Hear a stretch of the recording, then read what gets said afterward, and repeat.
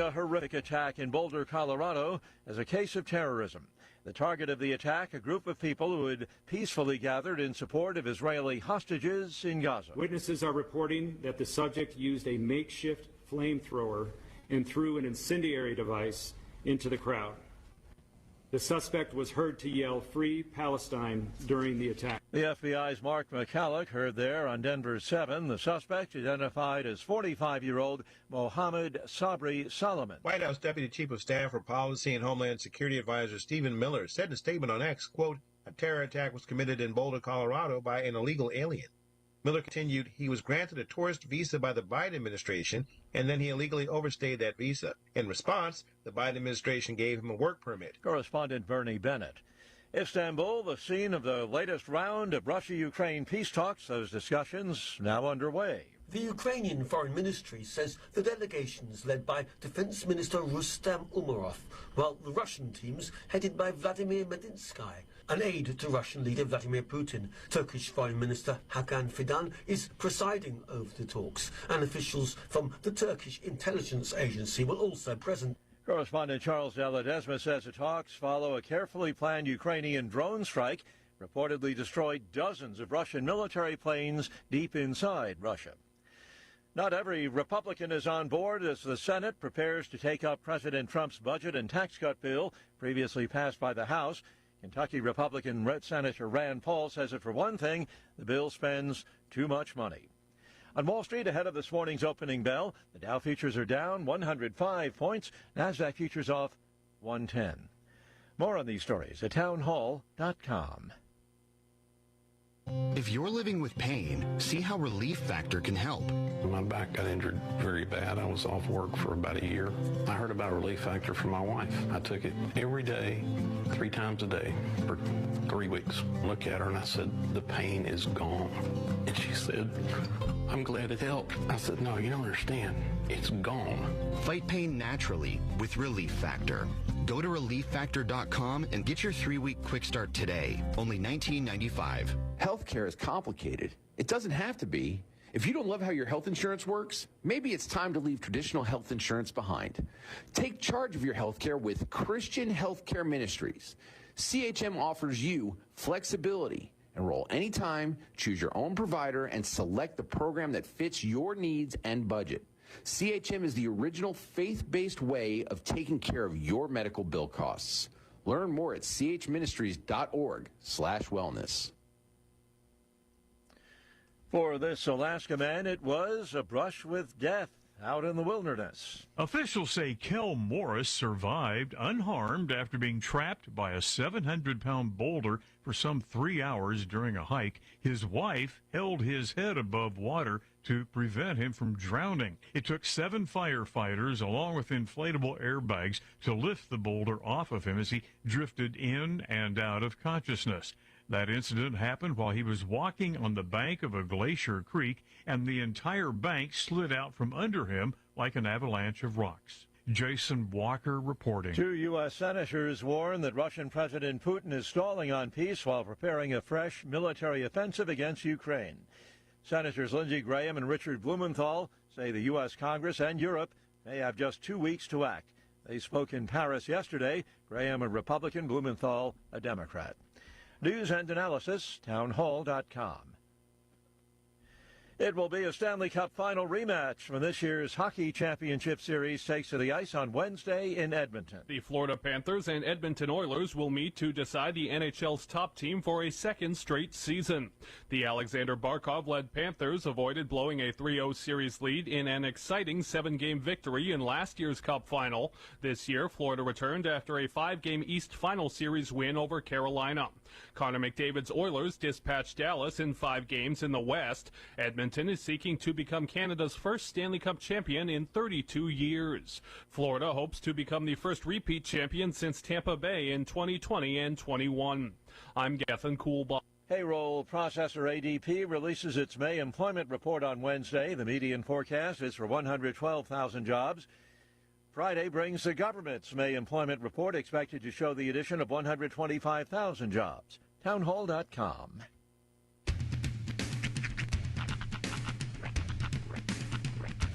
What in the wide, wide world of sports is going on here?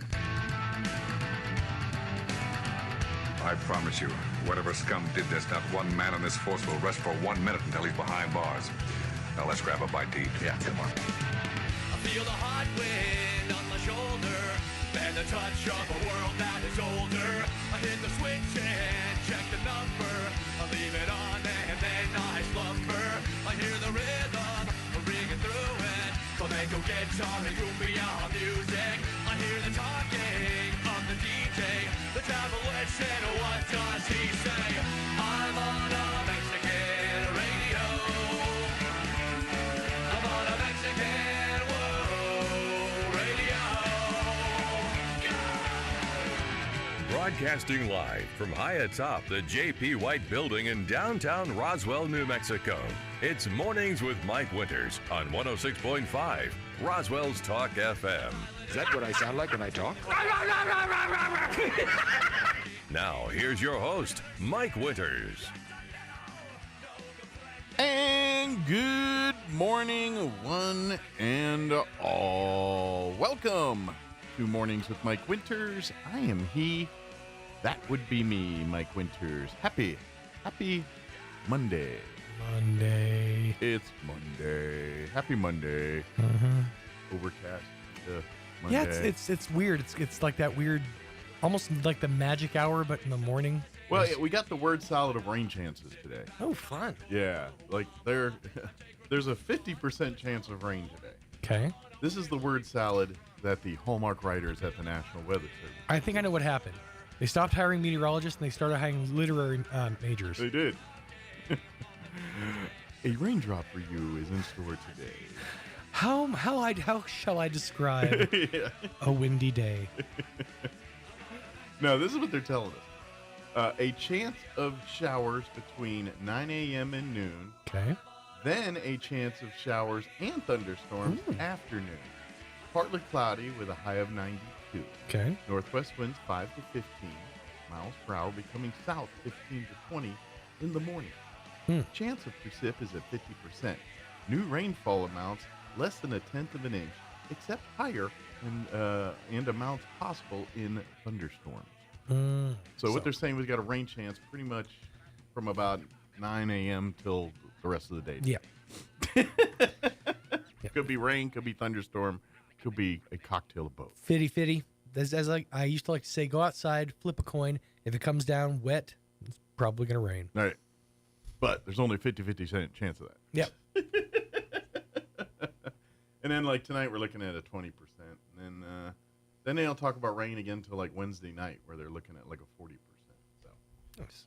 We'll see. I don't know, man. Like, yesterday it wasn't supposed to rain, and I don't think it did, but it kind of teased like it was going to rain. It teased at it. It was cloudy for a bit. Yeah. Like I mentioned to Mike earlier, I didn't even unlock my front door until, like, 3 o'clock in the afternoon because I had to go run an errand. But it was nice just doing nothing yesterday. Yeah, I had the family in town, so we kind of hung out. Nice. My niece had a golf tournament at the Nancy Lopez course on Sunday. So how'd she do? She was in. She did all right. She had a rougher day than her other outings, but yeah, she did way better than anything I could do. Right. So, but I don't think she was happy with her game. That's understandable. She did great. So, but yeah, I had a good weekend and ate a bunch. You know, 'cause when you got family in town, you eat a lot. Yeah. So it's when you get to take them to all the fun places. Well, and then of course they, so you know, got our pizzas, and then of course we had ice cream, and so yeah, I did a lot of eating and hanging out this weekend with family. So that was pretty much my weekend. Other than sitting comatose Sunday. Yeah, other than that, it was great. You know what's funny? I was thinking about it too. Every week that I have my kids, they get so bummed out when I don't fill their week or fill their free time with activities. And it's just so funny how as you start to get older, you just don't want to do activities at all anymore. Had a great event on Saturday at Roswell Honda. Oh yeah, that's right. Did out there and kickstart to summer. Everybody came out and had a bunch of food and everything. Had some hot dogs and good stuff there. Weather was nice, I think. Weather was very nice actually. Yeah. It was downright hot. In fact, Thomas was poo-pooing the fact that he forgot to bring his Mr. fan. Oh. Yeah, he's like, I didn't think it was going to be hot. Well, he was, absence makes the heart grow fonder. You weren't a Boy Scout, were you? Always be prepared. Be prepared. It's kind of in the motto there. ABP. That's right. Actually, don't even do the A, just BP. Yeah, be just prepared. BP. Just BP. Just BP. When in doubt, just BP. Just BP. I like it. Just BP. But, yeah, it was, but yeah, I had a good weekend and really just kind of, I'm guessing the boys pretty excited this morning, right? Because they're starting Camp Invention today. Yep. Got a rundown email over the weekend about it. He's in Team Blue. So that was actually the errand I had to run. I had to go get him a blue shirt. Nice. So yeah, he's raring to go. We were kind of running over some of the modules with him, showing him what he's going to do, and he's really excited for the crane game, especially. He likes building stuff. So as long as he don't get stuck inside it. Yeah. Well, it's about yay big, so that'd be a real challenge. Well, if it can be done. It's a great scene in the show, the IT Crowd, where Moss gets stuck in the crane machine, and he's calling for help. Nobody's in there in the arcade. His final line is, "These toys may smell of wee come the morn." Well, they're absorbent. Yeah, that's right. You'd be surprised how much plush can soak up. It's the quicker picker-upper. That's right. Bounty ain't got nothing on me. But yeah, it was. But yeah, overall, pretty chill, laid back weekend. It was nice. I got. I think at some point this week, I'm going to try to take some time. My niece, who graduated from Oklahoma, is actually rolling through, going to Ruidoso to see some of her other family. So I'm going to try to roll up there and maybe meet with her, have some lunch or something. Nice, that'd be cool. Yeah. When's that? Later this week? I think she leaves out today. Okay. I think I have to check with my sister. But Are they going direct to Ruidoso, or are they hitting places on the way? She's with her grandma Stella right now. I think she went to Oklahoma for graduation. Yeah. So I think she's traveling back with Stella and then staying for like a week. Okay. So yeah, we kind of got that kind of going on this week too. With of course, I got family there. They actually, as we speak, they're rolling out to Ruidoso and then heading back to Albuquerque. And then Friday, Kim's stepmom is coming into town. They got a big wedding in Ruidoso this weekend, like Saturday or Sunday, I think. One of the days this weekend. Nice. And so she's going to come and stay the night, visit, and then Kim's going to take her to Ruidoso like Saturday morning and do their thing. And then we roll out Sunday night or Monday to go head to Colorado for next week. So just a lot of heading in, heading out. Yeah, and kind of ships passing in the night type Roswell, it's kind of, and I've made this reference before, but it's kind of a hub city in that you go to Roswell as like a springboard to get to other places. Springboard to elsewhere. To parts fun known. We'll set up shop in Roswell, and then we'll go to Ruidoso. We'll go to Carlsbad. We'll go to Sitting Bull Falls, whatever. Sure. But we'll set up shop in Roswell. Nothing wrong with that. That's right. Come eat, come shop, come buy things. That's right. It's a safe bet. Yeah. Know why you're here? Go see some airplanes and some aliens and all that good stuff. I did, however, come across something rather interesting this weekend. Yeah. As I was preparing for my remote, there's these tradition that I have with my remotes with Claudia. I'll go get a Red Bull for her and me. I never drink Red Bull except for on remote days.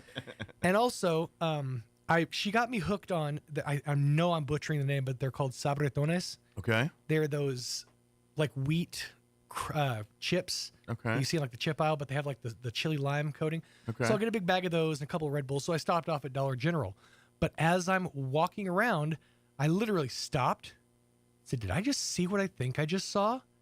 And I turned and I looked down, and sure enough, it was there. All right. Is it Little Debbie peanut? Oh, the actual Nutty Buddy cream pies. Okay. The OG. These the ones. The limited edition ones. Yeah. Not the peanut butter ones. Not the peanut butter ones. These are the legit Nutty Buddy cream pies. Yeah. I was like, I haven't seen these anywhere. And the guy was telling me that the Little Debbie's like people that they have an end cap and they weren't selling very well for what they had up. They said, let's just put these up. They always sell out. So that's why we haven't seen them, is people come and scoop them up and, take them away. But I could only find them in the big pack, so we're going to have to suffer through a whole box of Sorry, a these. whole big pack of them. That's the only way they should make them. That's right. But why do they have the little, like, fun size? Come on. Right. Really? Yeah. That ain't nothing fun about it. Who are you fooling, little Debbie? You're going to be Giant Deborah by the time you're done. Liar size. That's what this should be called. Ooh, but there's facts on the back, too. But good. Maybe 8 or 9 or less. Well, I'm not quite ready to grub down on a Nutty Buddy sugar-filled laden thing right yet. But give me an hour or two. You don't want to dive right in? Give me an hour or two. But yeah, no, I saw, I was like, oh, I got to. And then, just to make sure, as I was coming to the station to get the equipment anyways, I brought this up and just put it in my office. I'm like, I'm not going to forget this this time. Hide it, secure it. The bag. 6 armed guards on this at all times. I secured the bag, as they say. The kids these days. Cool. Well, thank you. Yeah, I'm down for that. That's going to be exciting. It's going to be a good day. Going to be a good day, Tater. All right. Speaking of good day, let me give you the rundown for today's show. We're going to replay an interview this hour we had from the Sheriff's Department on Friday. Lieutenant Jacob Sanchez and Sergeant Scott Hendricks joined us, talk a little recruiting, just talking life at the CCSO. So we'll play that for you here in just a bit. In the 8 o'clock hour, we're going to replay an interview we had back on the 22nd with Don Weld, talking Friends of Zoo. They're kind of getting the band back together and looking for more volunteers and things, so I thought I'd play that. And then John Noble and perhaps Crystal will join us as well from Roswell Seed. Gives an update on Roswell Seed things. Nice. Talk about, I guess, the birds and the bees. Germination. The flowers and the trees. The sun up above. And if Crystal's here, a thing called marital stress. Those are things I love. Yeah. That's what we're going to do. So we'll talk birds and bees and flowers and trees with the Roswell Seed. And then, of course, we'll have all of the news of the local, national, variety, Wall Street business updates, and whatever else we can come up with for today's show. Indeed. But first, that weather and that word salad, and then the rest of the week. Here you go. I'm meteorologist Steve Hamilton with your Pecos Valley weather. Some showers and thunderstorms are rolling through today. We have a low-pressure system moving through the southwestern states. We'll be in the upper 80s for the afternoon high. Some sunshine, but those showers and thunderstorms will be a pretty good possibility, at least through the midday and afternoon hours. Overnight, a few lingering clouds, low 60s, and then we're in the upper 80s and low 90s, and we're back to sunshine Tuesday. That's your latest forecast. I'm meteorologist Steve Hamilton. Thank you, Steve. Currently, 66 degrees here in Roswell. Humidity is at 47%. Winds currently out of the west at 6 miles per hour. As I mentioned, we have that 50% chance of rain basically between beginning at 9 this morning and pretty much all day. Some in the rain chances, some could be thunderstorms. They say less than a tenth unless we get a thunderstorm. High of 92 otherwise, with northwest winds 5 to 10 this morning out of the south, 15 to 20 this afternoon. 20% chance of rain for tonight as well, mainly before 9 p.m., mostly cloudy. Early, gradually clearing with an overnight low of 64 degrees. Southwest winds 5 to 15 miles per hour. Sunny, highs near 90 for you Tuesday. Southwest winds 5 to 10 miles per hour. Partly cloudy tomorrow night, overnight low of 60. Northeast winds 10 to 15 miles per hour. Wednesday, partly cloudy and a high of 85, a little bit cooler. Northeast winds 5 to 15 miles per hour. Rain chances enter Wednesday night, a 40% chance at showers and thunderstorms, mainly after midnight. Mostly cloudy, overnight low of 65. 20% chance of showers and thunderstorms for Thursday afternoon, otherwise partly cloudy at 91. Then for the rest of the week, sunny and 95 for Friday. Weekend, mostly sunny and 98 on Saturday. Sunny and 99 on Sunday. So getting hot for the weekend. All right, it is 7:19. Let's get you into your Roswell Livestock Report with Smiley Wooten. We'll take a quick commercial break, and then we're going to play our interview with the Lieutenant Jacob and Sanchez and Sergeant Scott Hendricks with the Chaves County Sheriff's Office. Don't go away. You're listening to Mornings with Mike Winters. Good morning. This is Smiley Wooten at the Roswell Livestock Auction. A good June run this week with a nice selection of all classes of cattle, especially high-quality native calves, light yearlings, cow-calf pairs. We expect to sell 950 head. Break it down like this: 100, 125, 150 weigh cows and bulls, 100, 125 pairs of bred cows, 700, 725 calves and yearlings. Today's sale will include 25 cow-calf pairs from Mr. Kyle Davis, Corona, New Mexico. Ex-quality black Angus cows with high-quality Angus calves at side. Pairs 3 to 7 years old. 25 to 30 other cow-calf pairs. 30 to 35 babies In roping size calves for this morning, 19 calves, Corrales Dairy, Roswell, ex-quality black Angus Holstein crossbreds, all shots bunk broke 400, 600 pounds. 34 yearlings, Mr. Ray Sykes at Carlsbad, ex-quality black white face and Charolais crossbred yearlings, 2 round of shots, medium condition right off grass, 700, 850 pounds. 61 calves, the Gresham Ranch at Portales, New Mexico, good quality black white face, red white face English crossbred calves, cattle weaned 60 plus days, 1 round of shots, medium condition right off short wheat, 400, 575 pounds. 24 heifer yearlings off the same ranch, medium condition off short wheat, 600, 700 pounds.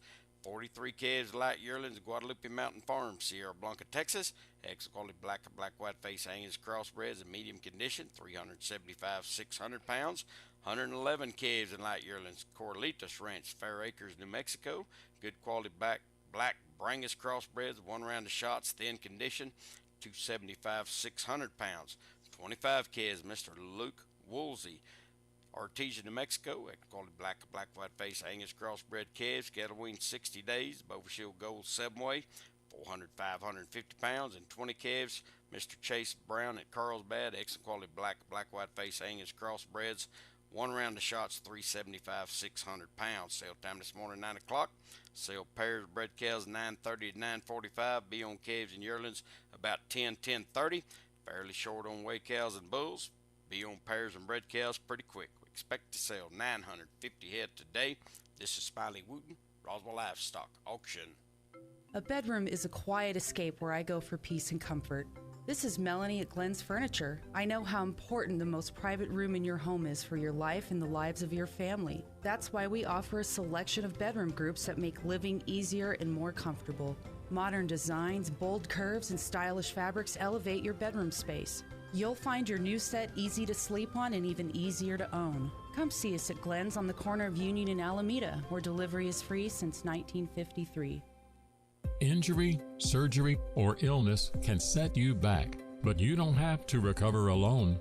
At Artesia General Hospital, our rehabilitation services team provides physical, occupational, and speech therapy to help you regain strength, mobility, and confidence. Take the next step toward recovery. Call 575-736-8174 today to schedule an appointment and get back to living life to the fullest. Here's a Mornings with Mike Winters fun fact. Astronauts are not allowed to eat beans before they go into space because passing wind in a spacesuit damages them. The suits for the astronauts. Here's Mike Winters. Joining us. Good morning. It is 22 minutes after 8 o'clock, and joining us in the studio this morning from the Chaves County Sheriff's Department, we have Lieutenant Jacob Sanchez and also Sergeant Scott Hendricks as well. Good morning, gentlemen. Good morning. Good morning. How's life on the beat today? Of course, you probably just got started, so it's like, it's been quiet, man. I had coffee and then I came in. Still working on the coffee, but it's a really nice morning. These early summer mornings are pretty nice until the blazing hot sun gets here. Yeah. I just was curious. Obviously, generally speaking, the night shift probably has more activity than day shift. Those, I guess, that could be debatable too. But generally speaking, the fun action usually happens at nights and stuff. So this time of year, is day shift better, sitting in the 100-degree car, or you're like, no, I like coming in when it's dark, and what's the preference? I think they both have their goods and bads. Yeah. Day shift, yeah, it's hot, especially when you have to be out there on a wreck. Yeah. On that asphalt when it's 115 degrees in the air, but asphalt's about 130 degrees. You can feel it. Yeah. And then people are already cranky because they're in an accident. And then you tack on 150 out. That's just a recipe for all kinds of bad attitudes. Yeah. Yeah. And then at night shift is it's busier, but then it's cooler. Sure. So it's more comfortable, I guess you'd say. I guess you get less opportunities, less choices for lunch breaks too. There's not as much open on night shift. Yeah, it used to be before everything shut down, and now everything's starting to get rolling again. But you have pretty much Allsup's burrito or that's right, or Denny's. So. That's right. But then again, that's usually where the people are hanging out too. So it's like, hey, while I'm taking care of business, I'll get a moon over my hammy here. Yeah. So. Very good. Now, how long have you guys been part of the sheriff's department? How many years have you guys been involved? I've been here since 2014, but October this year will be 17 years total for me. In total law enforcement, but almost 10 years here with the sheriff's department here. How about yourself, Scott? I started with the sheriff's office in 2020. Prior to that, I had 8 years with another agency with kind of a 5-year hiatus in between. Gotcha. So you decided I still had the bug and came back. Yeah. So. Well, and this is the, with law enforcement, this is the thing. It's at the end of the day, this job is one of the most honorable jobs there is, as far as service to the community. There's some careers, not many careers that you could say, yeah, we were always serving the community, but it's not for everybody. If you're not good with, patience, if you're not good with, the ability to communicate with people and things, career in law enforcement's not as, and let's face it, you guys have a hard job every day. You're seeing things, you're dealing with things, you have one of those jobs where your family's like, come home tonight. You know what I mean? And that's, a lot of us, I'm a dumb DJ. No, my wife's not telling me, I hope to see you tonight. She's like, you better be home tonight. You know what I mean? And so there's aspect of it, but so I'm guessing for you, that was kind of, you do this for a while and you're like, is this me? And then you kind of said, no, this is in my blood. This is, serving people's what I like, and stepping away from it proved it to me. And that's it exactly. I mean, I've, 14 years now in law enforcement. I did 9 years in the United States Marine Corps. My whole life's been about service. Service. Yeah. So and you're used to dealing with dumb stuff, but being in the Marines, I know. I'm an Air Force vet, so but red tape like I know red tape. The hurry up and wait, that's universal. Exactly. So. Thank you for your service too, by the way. So I got to ask. So both you having prior experience in other agencies and things. What's the differences? What's some of the things that you guys have been experiencing since your time with the sheriff's department? Because I imagine, like you said, you've been here 5 years, 10 years now. People don't hang around that long unless they're happy. So exactly. I don't know. For me, it was working for the sheriff and the undersheriff that we have. Mm-hmm. They're all about family, and that's a big part of our agency. Is to me the agency itself is a family. But, sure. The wives know each other.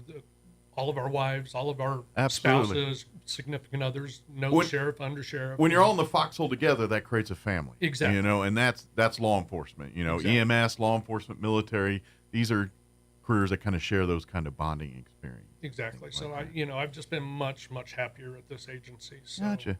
It's just that family connection, just everyone that look out. It's very personal. How about for you, Jacob? What's kind of been your? It's the same. That's one of the dynamics about the sheriff's office. Sure. Is that we're really family based, family oriented. Mm-hmm. We have open door policies. We can our deputies and our subordinates could come and talk to us about anything. Sure. If our door's open, they come in and talk. We're all brothers and sisters there. Absolutely. So everybody feels real comfortable in that, and that has a lot to do with our retention. Well, when everybody's transparent, when everybody's family, when people are talking to each other, like that tends to again, we're bonding together, even though it's not a thing we want to do. We're doing it together. That creates that bond. That creates that family kind of thing. I am curious to because obviously when you get to the leadership side of things, the police chief and sheriff, there are different roles, different how they're put in place, but as being a sheriff's deputy versus just being a patrol officer for, I don't know, state police, RPD, something like, is the day-to-day different because of the fact that your boss is an elected official at the end of the day versus a appointed police chief or something? Does that even, we as the public probably don't notice a difference, but I imagine like how the department works, how your day-to-day operations? Is there a big difference there, or is it pretty much the same? There's a really big difference in what the sheriff's office has to do. All the sheriff's offices have to do in the state of New Mexico versus your local municipalities. Sure. And I mean, you have a lot of cover acreage. But yeah, that's well, part of it. here in Chavez County, we have just over 6,000 square miles of jurisdiction. When it comes to our responsibilities for state statute, the sheriff's office, we're the only department that has the power to serve court orders. Gotcha. So, such as evictions, restraining orders, writs of restitution. That all falls We're on the your only shoulders. agency that has. Other guys are off the hook. Yeah. Well, the only agency that has the power to enforce to serve subpoenas. We have to cover the court security. We do transports. So all you guys sex serve offenders as bailiffs, in so to Chavez speak, or County. security at the various. Maybe not officially bailiffs. Yeah, but there's a lot that we have to do. Our civil department, we have a lot of tasks that we have to do. So. Yeah, and then just the day-to-day operations as far as our patrol deputies. If you take away all of our added responsibilities, then we still do the same. Sure. As other all agencies. the other day-to-day jobs of law enforcement. Where our call volume might not be as high, which gives us more opportunities. Freedoms to do the other stuff. Traffic enforcement, saturation patrols, things of that nature. So yeah. So I'm curious, when you get, say, the court gigs and things, all right, my days at the court, is that good, bad? I mean, I guess it depends on, like, is that considered a choice assignment, or is that like you got court? so a lot of the deputies of the courts, they choose to be there. Gotcha. Okay. And some of them just low man on the totem pole. And, sure. I didn't know if it was considered this is something we have to fill. So is that a perk or a sorry, new guy gets that? So I think everybody has their tour of courts. Sure. As you would well, say. And then there's disadvantage. I mean, you're pretty much indoors all day, so you ain't worry about heat or any of that stuff. But boy, howdy, you're doing a lot of standing around and, Yeah, but then it's a Monday through Friday gig, 8 to 5, holidays. It's steady. Yeah, it's steady. And if court's in session, you're working. When it's not, you're out. And, right. And courts do that all the time, depending on cases and things. So I can see there's advantages and disadvantages to it here. But also to talk about a little bit for folks, that are interested in careers in law enforcement, there's, like you were saying, at the end of the day, every police officer, sheriff's deputy, they have those powers. They're going to serve a beat. They're going to, have a patrol. They're going to do the regular.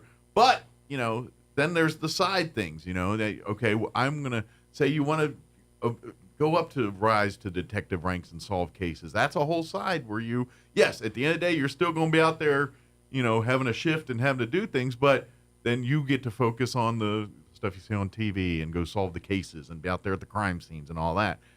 But then there's another side that it could be the SWAT side. Whenever there's an emergency situation, they got to get SWAT together. You're part of that. So within the sheriff's department itself, you can have jobs that are completely unique and different than what some people think is day-to-day sheriff's work. Yeah. So we have our DUI unit. He specializes in enforcing DUI or going out finding and arresting for DUIs. Sure, hitting those chronic repeat offenders and all those guys. Exactly. And then we have our 2 K9 units.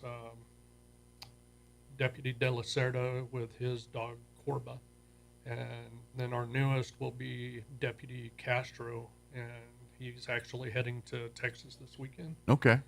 For training with Billick to be certified. This is, first off, it's so great that we're starting to see K9 units back in law enforcement around here. I know there was a hiatus for many years, right?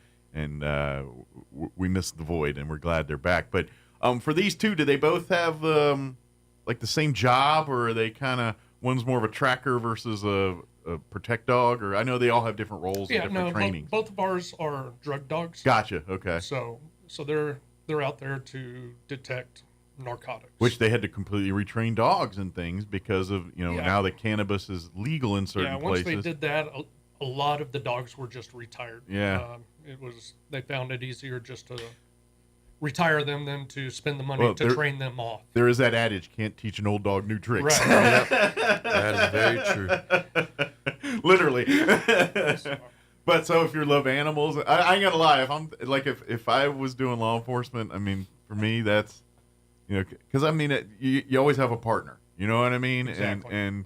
And that bond between the officer and that dog is pretty special. And matter of fact, unfortunately, was it Albuquerque? I can't remember if it was Albuquerque or the sheriff's department, one or the other, but they lost a canine unit over the weekend here. Yeah, during a SWAT call out of an armed subject. So that's officer down, man. That's it's there's no difference in the eyes of law enforcement when that happens. They treat it the same way here. But to me, that being said, if me personally, I'd be like, I think I'd want to be canine just because of that bond you create. Now, granted, that your job comes home with you. I mean, your job always comes home with you as a law enforcement, but especially so with canine units. Yeah, with those guys, when they're off shift, they're not off shift. Yeah. They've still got their partner they have to take care of, make sure that they're fed, watered, taken care of. Of course, I guess they have the off-the-clock diversion. That's the one where they can roll out on the floor with them and, treat them like house pets and stuff like that.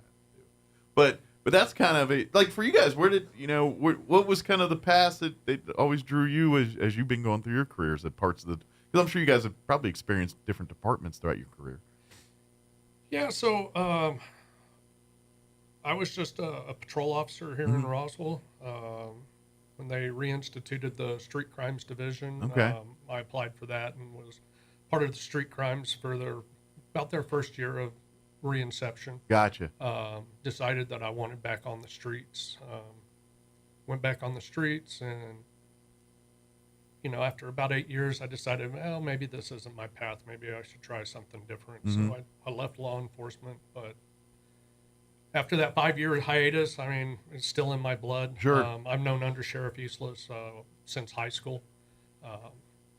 Just chatted him up on Facebook one day, and I said, hey, are y'all still hiring? And he immediately calls me, and he's like, yeah, come fill out the application. We'll get you in for an interview. So, and I know just how the undersheriff and the sheriff work. That part of the job is the most important. That talking with people at street level, being, I know, I'm sure there's probably days where you guys have cussed them under your breath, where they have you at every event, at everything, and it's like, I'm at somebody's quinceañera or something now. What's going on? Or sitting at your desk doing paperwork, and hey, you're going to be on the radio this morning. So, okay. Like this morning, you're like, oh, pack your stuff. You're going to the radio here. So. But at the end of the day, that's they get it. That's the part that makes your jobs easier at the end of the day. When you walk into these areas, you have that relationship, and people know, oh, there's Scott, or here's Jacob. Right. They ain't calling you, LT or Sergeant. There's Jacob, there's Scott. That's, what happened here, and then they're willing to talk to you. And that's, at the end of the day, that's what you guys do on a daily basis, is just really walk in, solve people's problems, hopefully walk away with no harm, no foul, and everybody goes home peaceful at that thing. But that's really the job, is you walk in and solve problems. That's the day-to-day of a law enforcement office. Yeah. That being said, if you are interested in a career, they're always taking applications. Even when you guys are fully staffed, you're always taking applications, because it's a constant turn of personnel. It's like, hey, one day, like I said, Scott's like, hey, I've done my 20, I'm ready to retire. Or someone finds, my wife got a new job in Kentucky. Now we're all moving to Kentucky. So, so those constant openings are happening, and they need the pipeline ready to bring the next recruits and get them trained up and ready to serve. So. Exactly. Yeah, we like to keep the pool full. That way, when it's time to bring somebody else on board, absolutely, we're already ahead of the curve. And the part is the parts that because obviously as I said at the beginning, not everyone can be a law enforcement officer.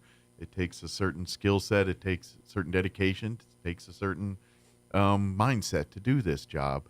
That being said, you guys, it's not like you go online and fill out the application. Next thing you say, all right, you look good. Let's send you to the academy. There's so much more that it really is by the time that you are actually wearing the badge and getting your own patrol car and having your own shift, there's going to be tons of training, and that's even before you get to the academy. Just, you guys gearing them up, getting them ready for the academy, what to expect physically,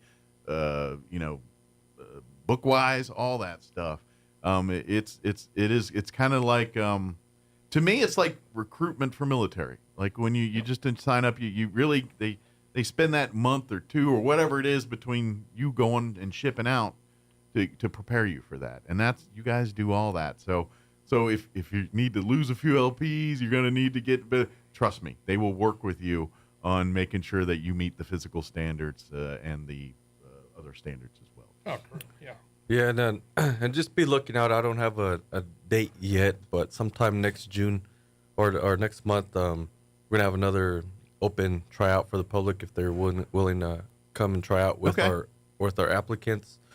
Right now we're not really hurting, but my goal is to get as of right now, we're probably gonna have 2 through the background, so it means I only need 2 more. Okay. But my goal is to have it filled for this next academy coming in January. So yeah, that's about 6 months here to get her. That's going to be coming up.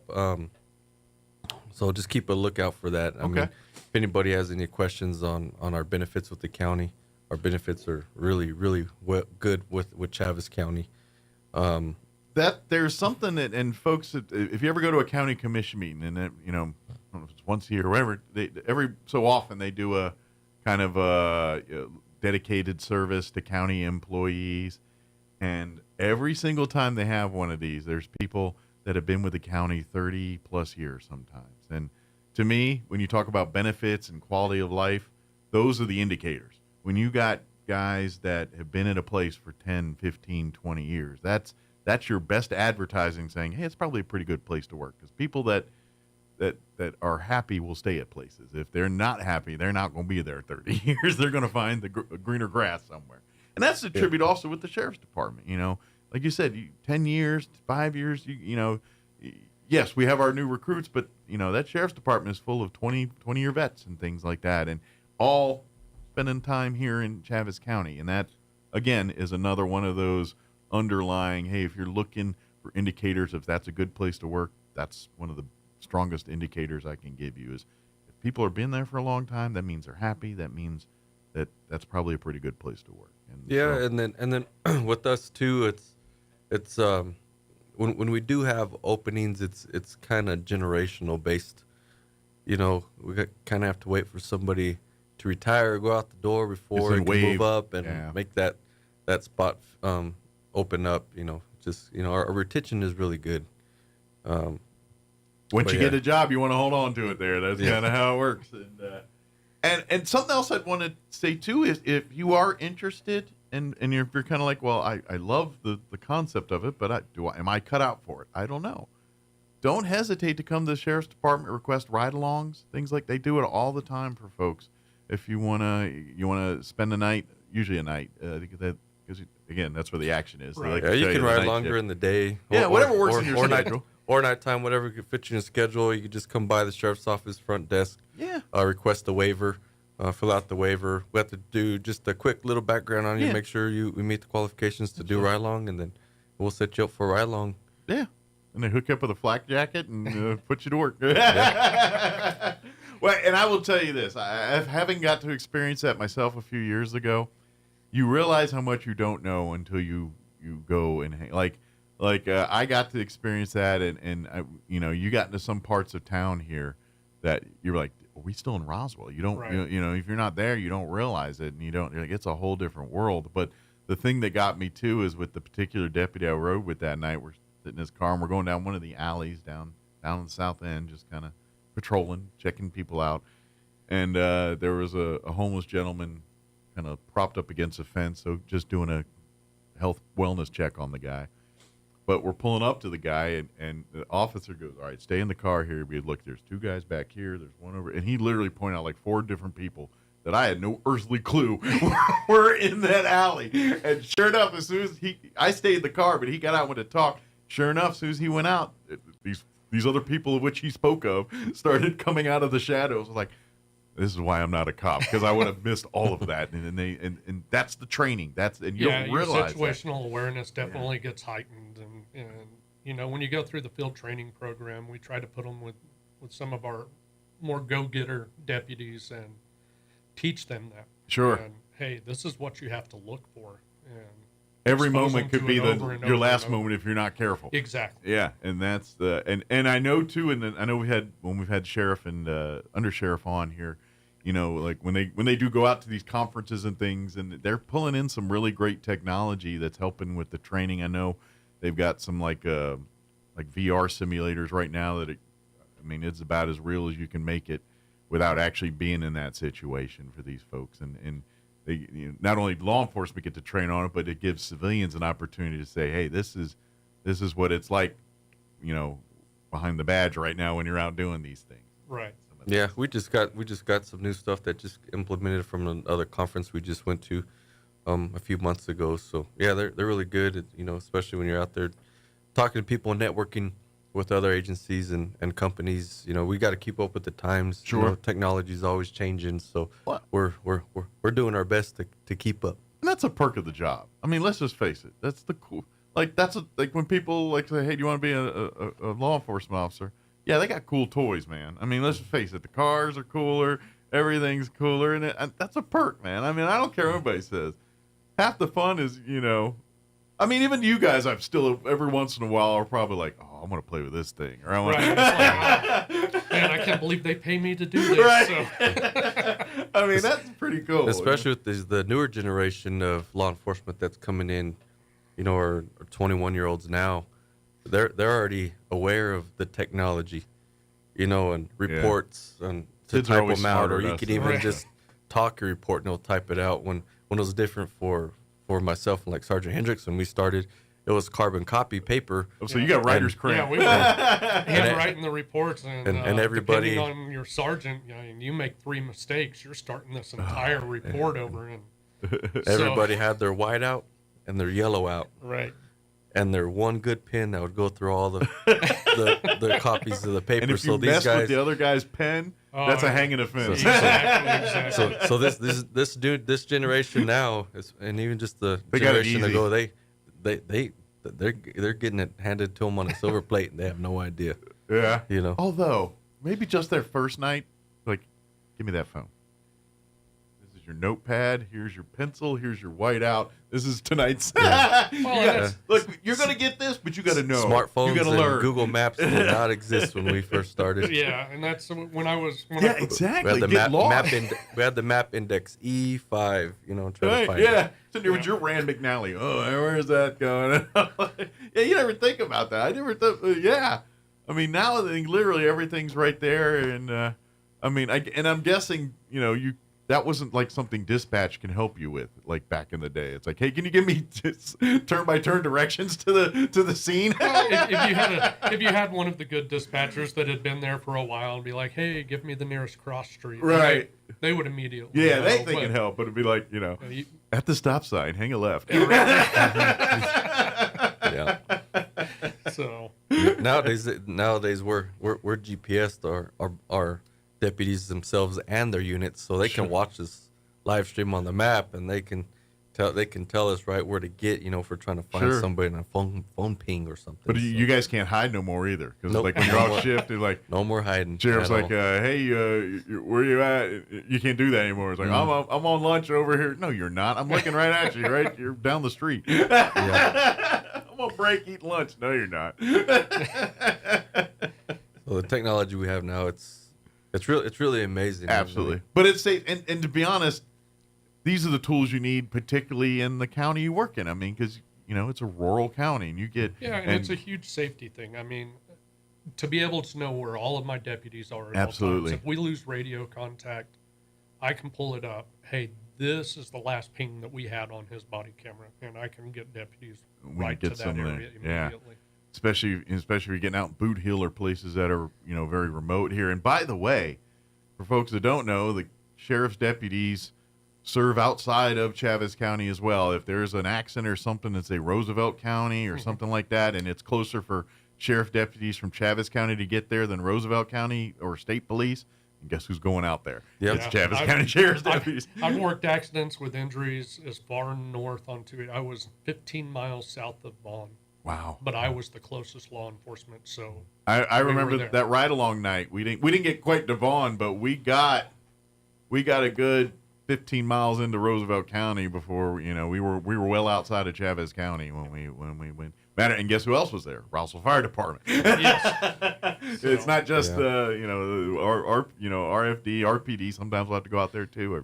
AMR will go out there. Yeah, Roswell Fire Department and some of the municipalities have the mutual aids agreements with the county. As a deputy per statute, we're allowed to go past our county too. So that's part of your job description. So it's another job description that state law allows us. And vice versa, to do too. Like if something's deputy. going on and there's a Roosevelt, now this is rare because they don't have as many of them, but, say they're closer than you guys are, then they're going to come into Chaves County and respond. Yeah, there might be times, down in the Boot Hill, down on Highway 82. And it's quicker call Rita, Eddy County, and see if they have a deputy close. Yeah. Because it's going to take us a minute to get there. So.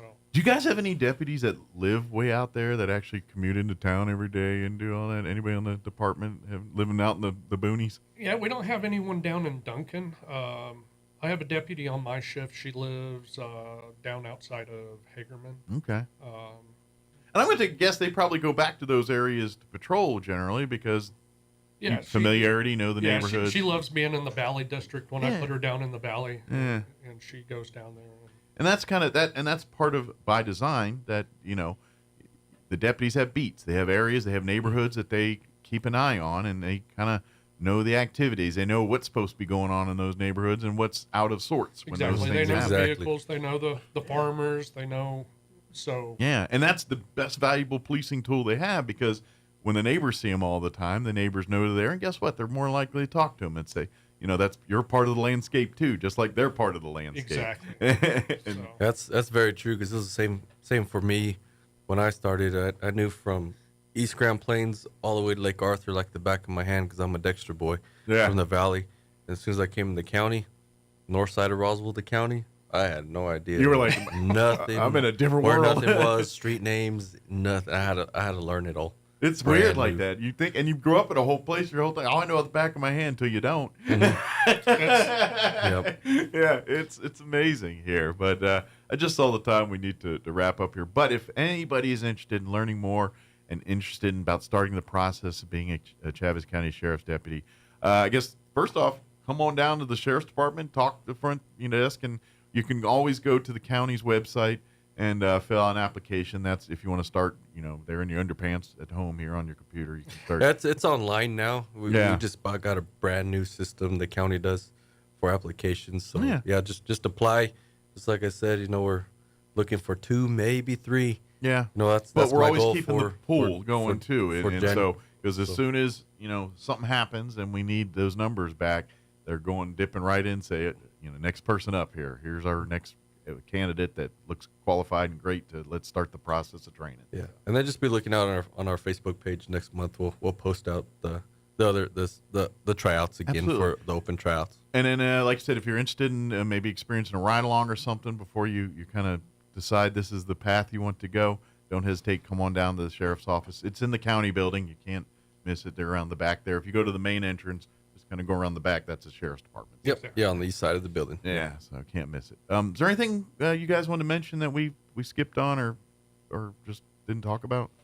Not really. I mean, I think just back to the recruiting part. I have a goal since I'm over the recruiting now. I want to get that little group that we need to this next January academy, and we're looking for anybody that's 6 months is not a long good time. Candidates. Yeah. Because once they try out, if they pass the PT and then the written and then the interview, and then once we go through the background, and then after the background, they take a psychological exam and a physical. Mm-hmm. Once all that's passed, that can be anywhere from 2 to 3 months. Yeah.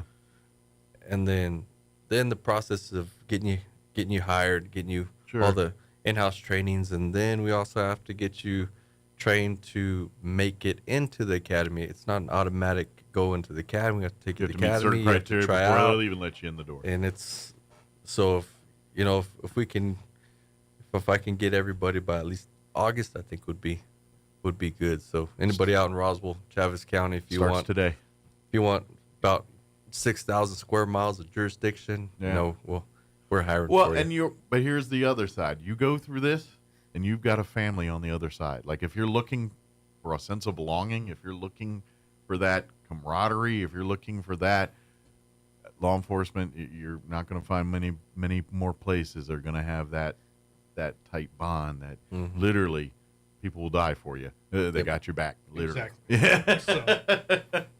Thank you, guys. Thank you for your service. Stay safe out there, Yes, and anything else we can do, please don't hesitate to ask.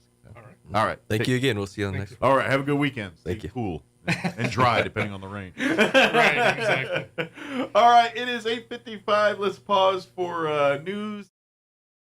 A dramatic scene unfolding in New Mexico Thursday as a severe thunderstorm triggered a large land spout that swirled near homes in Carlsbad.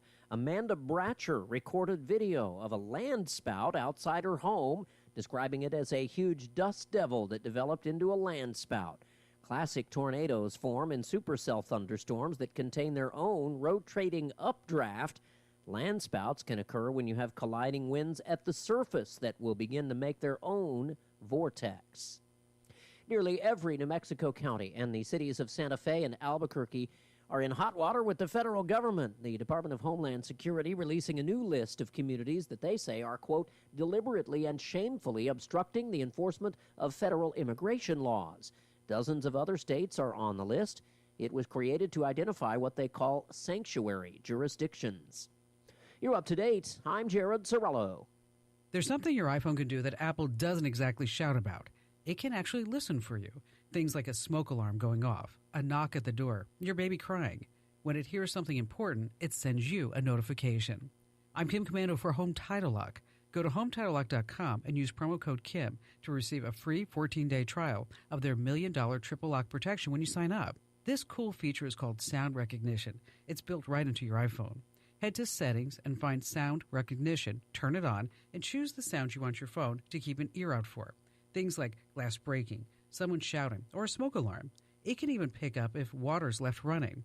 This feature was originally designed for people who are deaf or hard of hearing. This way, they don't miss life-saving alerts or someone ringing the doorbell. But anyone can use it. If you miss things when your phone's on silent, it's a great backup.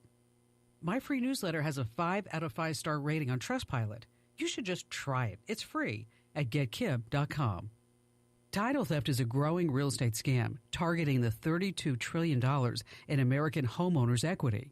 Criminals forge your signature on one document, use a fake notary stamp, pay a small fee, and file with your county.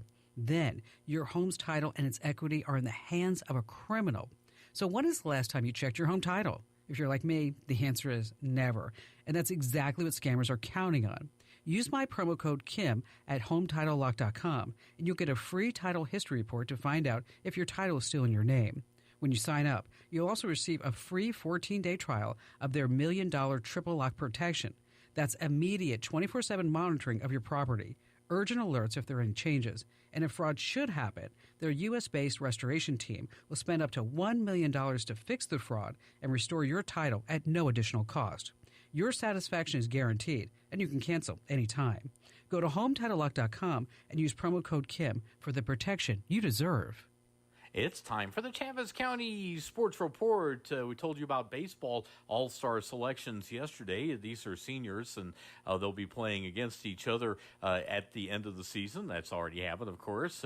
How about softball? The softball all-star games are happening this Friday and Saturday at Cleveland High in Rio Rancho. And Hannah Sanders from Dexter was selected to the green team. Wow, her qualifications, impeccable. A .630 batting average, 14 homers, and 65 RBIs. And Dexter had a great season. She's the only selection, but, Dexter didn't have very many seniors besides her. And if you're wondering about Goddard, they made it into the playoffs, too. they also didn't have a lot of seniors. Roxana Serrano, just as an example, she was their leading hitter, only a sophomore. The Sports Report brought to you by DSI. Call DSI for all your office technology needs. I'm Eric Butler at Roswell's Talk FM 106.5. Clyde Lewis and Ground Zero is now in Roswell on 106.5 FM. KEND Roswell. News this hour from townhall.com. I'm Rich Thomason. A man who police say was brandishing an improvised flamethrower and shouting "Free Palestine" is jailed in Boulder County, Colorado. It follows yesterday's attack on a group of people who had gathered to show support for Israeli hostages in Gaza. Police say the suspect is 45-year-old Mohammed Sabri Solomon, an Egyptian national in the U.S. on an expired visa. Police say he also tossed Molotov cocktails, at least 8 people injured, some with serious burns. As a result of these preliminary facts, it is clear that this is a targeted act of violence, and the FBI is investigating this as an act of terrorism. The FBI's Mark McCulloch on Denver 7. Latest round of Ukraine peace talks has ended, according to the Russians. The talks came against the backdrop of a Ukrainian drone strike that destroyed dozens of Russian aircraft deep inside Russia. The BBC's Paul Adams in Kiev. Ukraine has become frustrated with the sense that Washington, its approach is driven by the notion that somehow Ukraine is losing the war. Well, what Ukraine did yesterday was to show that even though there is this still enormous numerical disadvantage between the Russian and Ukrainian forces, Ukraine still has cards to play, as Donald Trump might have put it during that famous meeting in the Oval Office a few weeks back. So essentially what Ukraine is saying is, look, we're still interested in talking about peace, but we're doing this from a position of strength. The Supreme Court declines to hear a challenge to state bans on semi-automatic rifles, so-called assault weapons, that in a case out of Maryland. And the Trump administration lending a hand in the battle against wildfires raging in Canada, sending manpower and equipment north of the border to help battle the blazes burning across 4 provinces.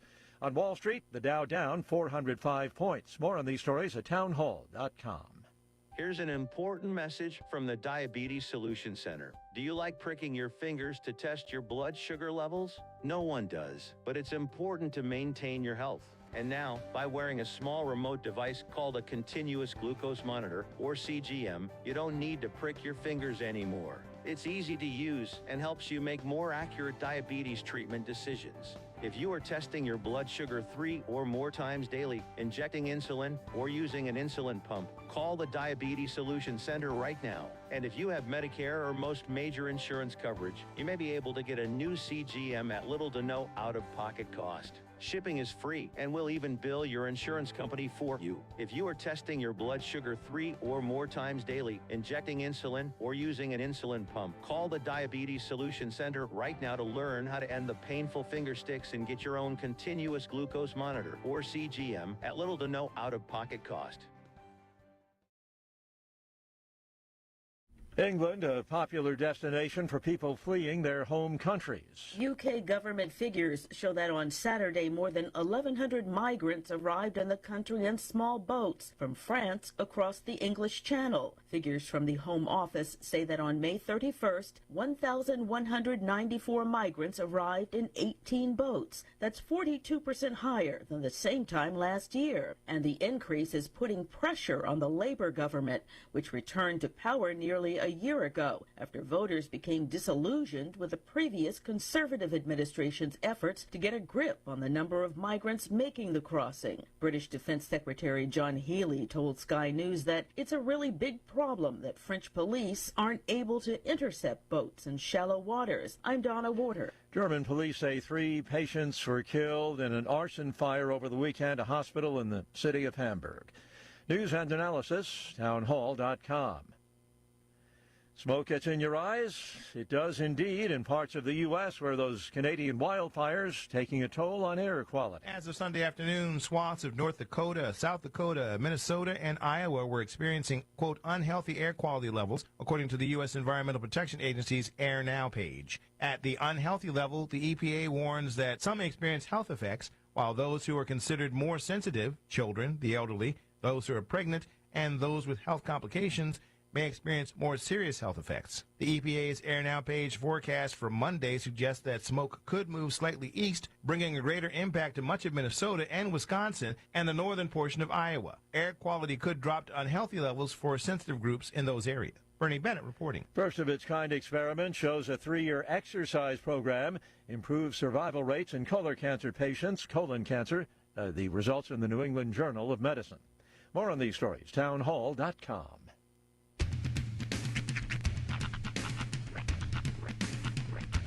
What in the wide, wide world of sports is going on here? I promise you, whatever scum did this, not one man on this force will rest for 1 minute until he's behind bars.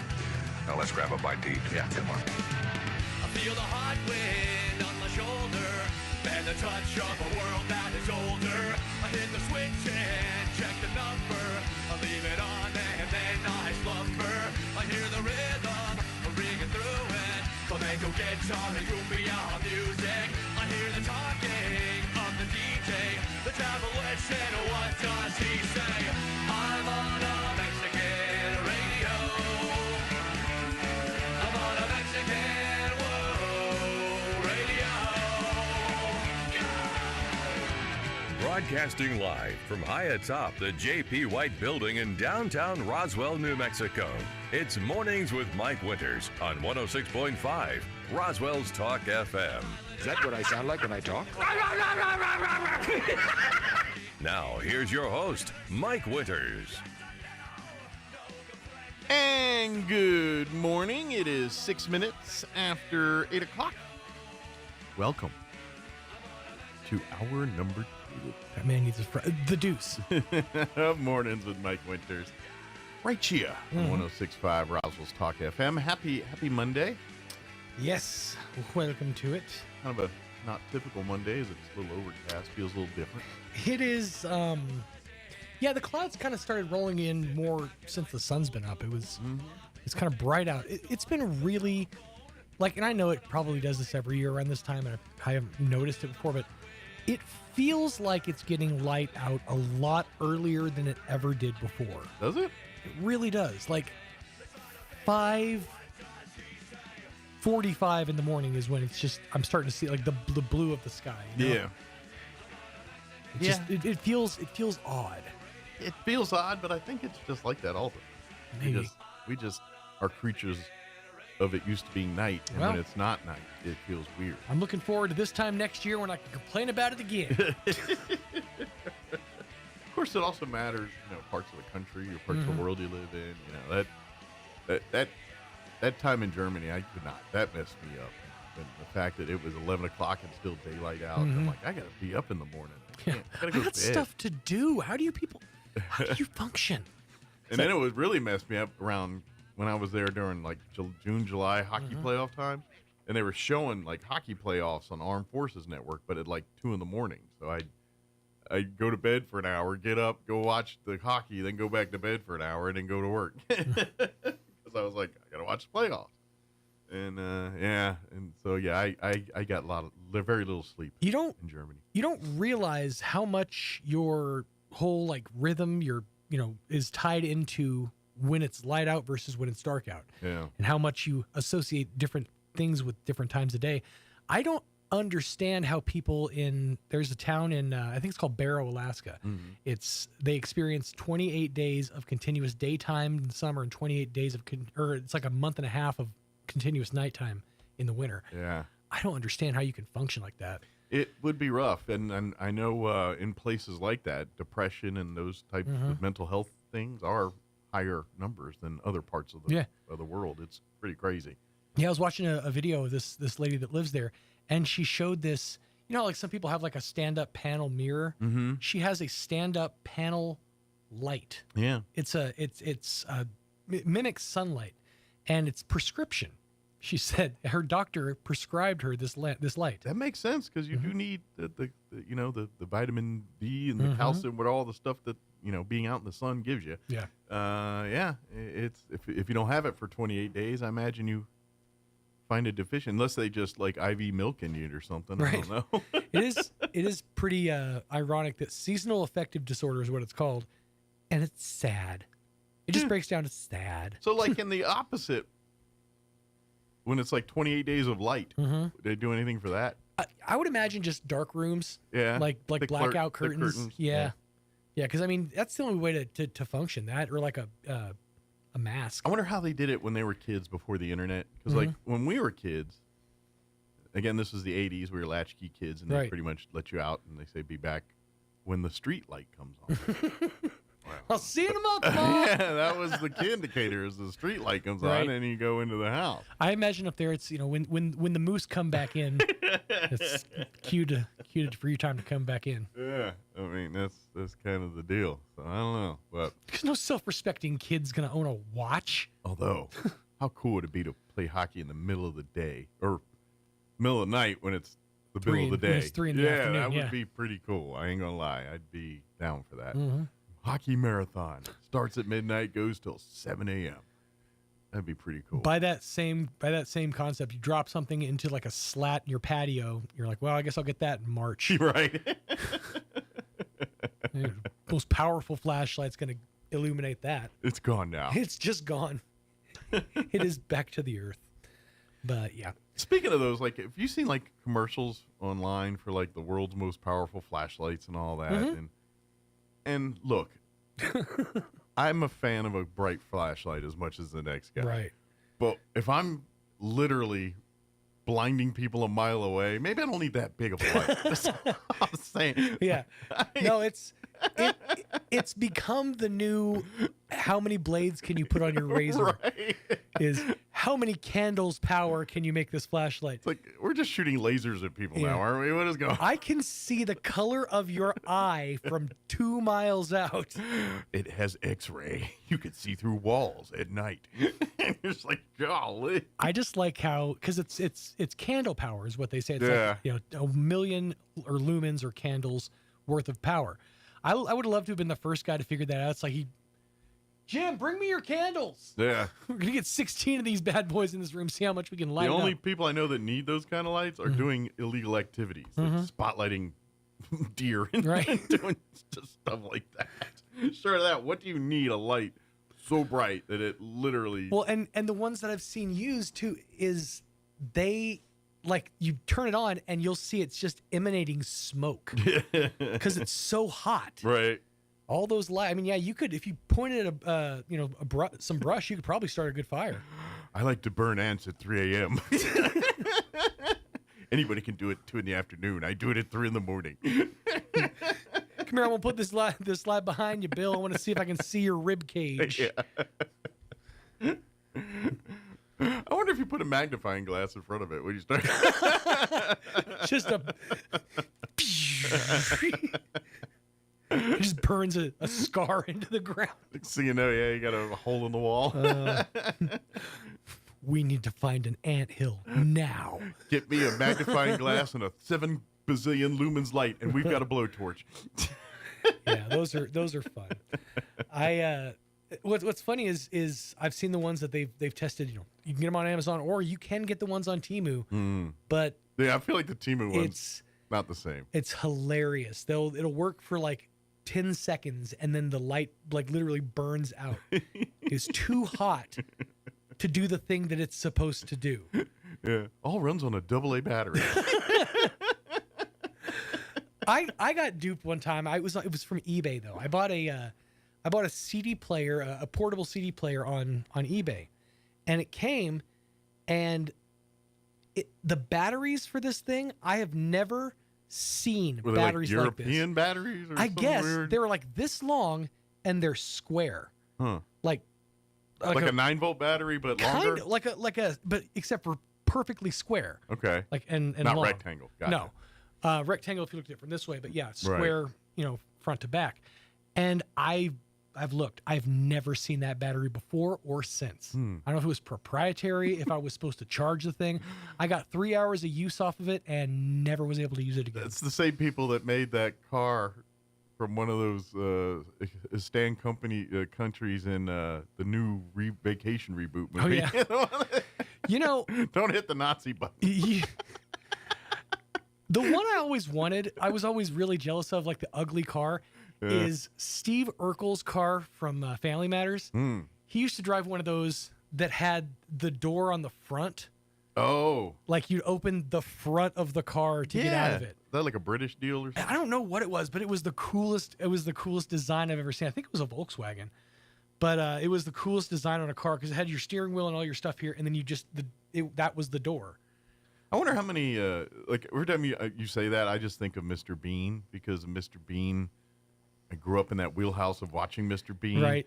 And every time Mr. Bean, he had his blue little four-door, but almost like I would say half the episodes he's knocking over a three-wheeled car. That somebody's in his way, and I'm like, who are these people with the three-wheeled car? It is a three-wheeled car. I didn't realize that. So Steve Urkel drove a 1960. Was his a three-wheeler too? BMW Isetta. It was the best-selling single-cylinder car in history. Now it's often called the Urkelmobile, but it's red and white, and the door is on the very front of the car, but the steering column is like. I think that's the same car Mr. Bean used to knock over all the time. Yeah, it's pretty much that same style. And I'm not gonna lie, I kind of really like it, and I'm seeing modern versions of it. Yeah. So apparently they still make it, I guess. It does it flip easy because it feels like that's the problem with the other one. But for getting around town, that's Maybe the don't mind perfect flipping. car. I'm trying to find out if they still sell it today. That reminds me.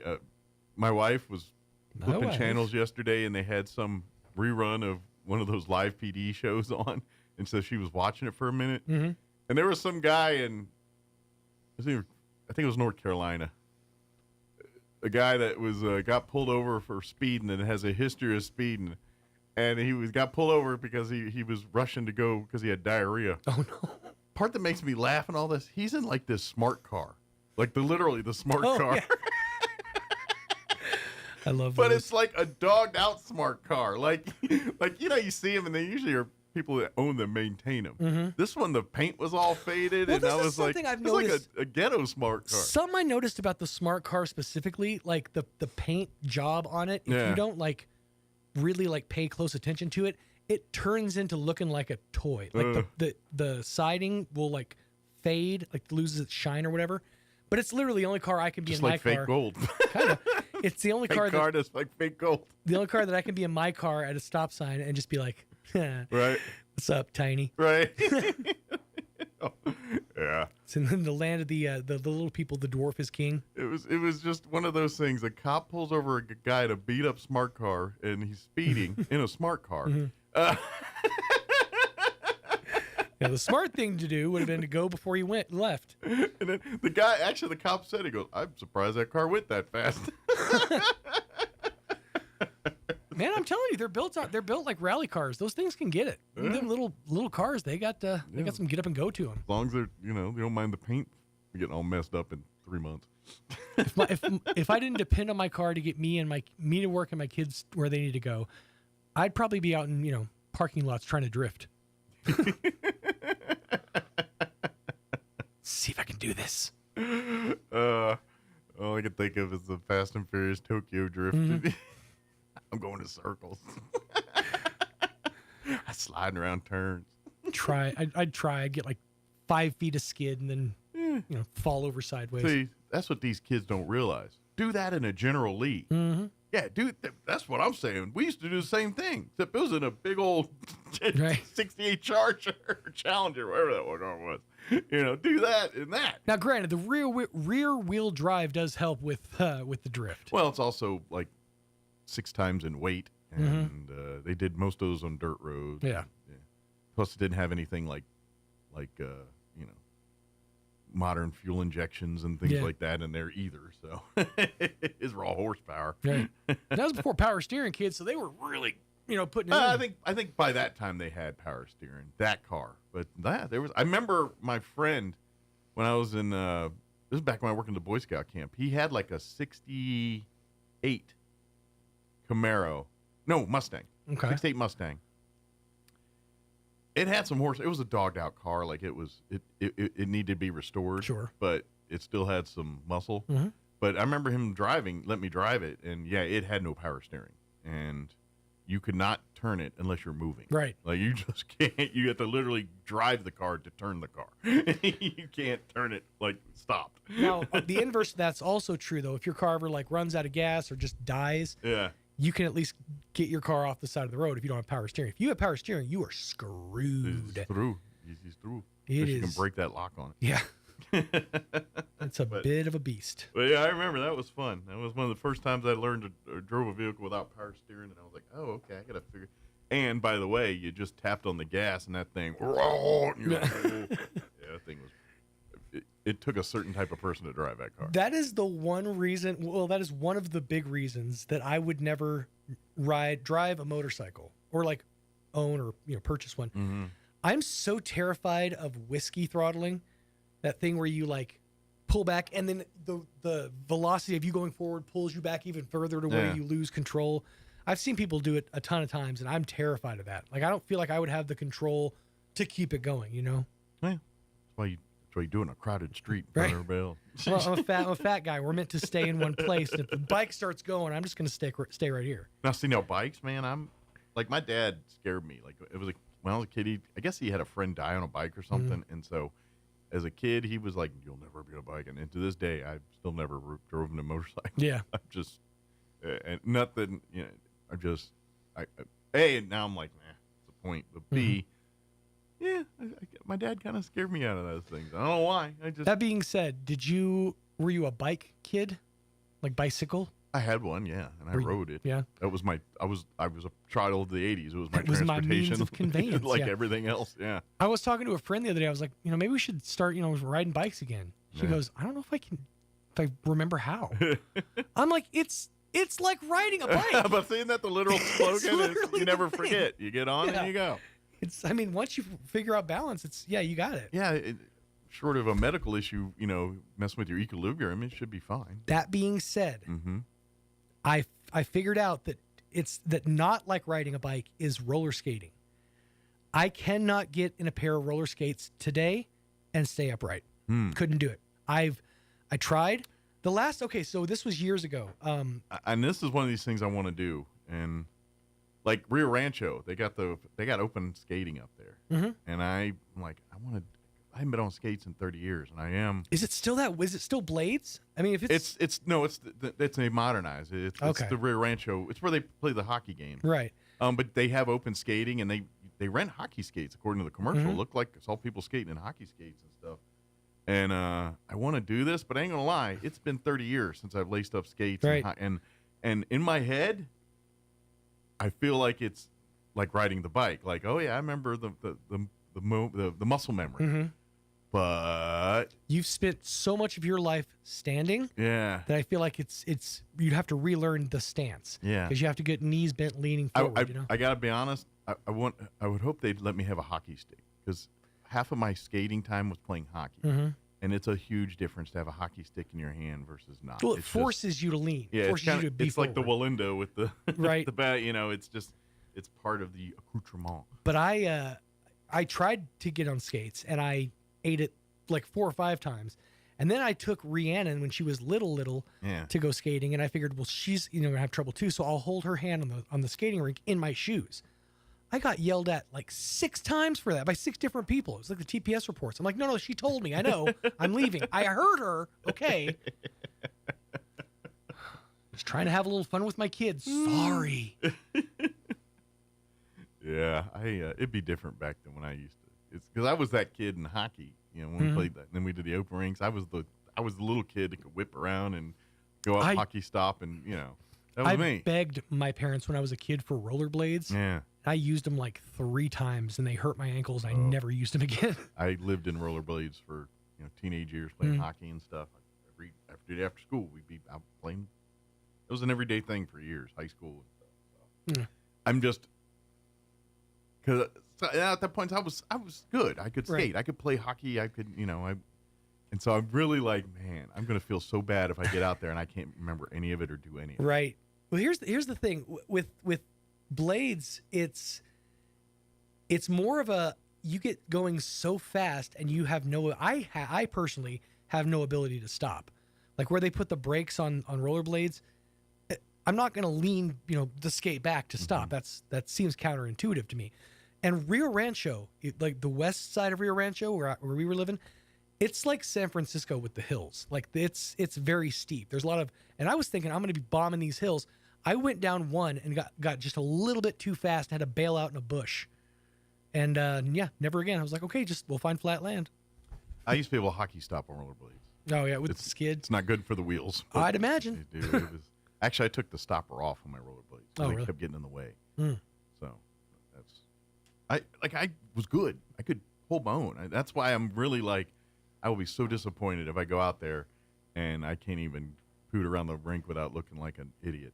So. Well, you guys are heading up to Colorado. Are you planning on going through the? Oh, I don't know what we're going to do anytime soon. I figured we'd do it one time with the nieces and all that.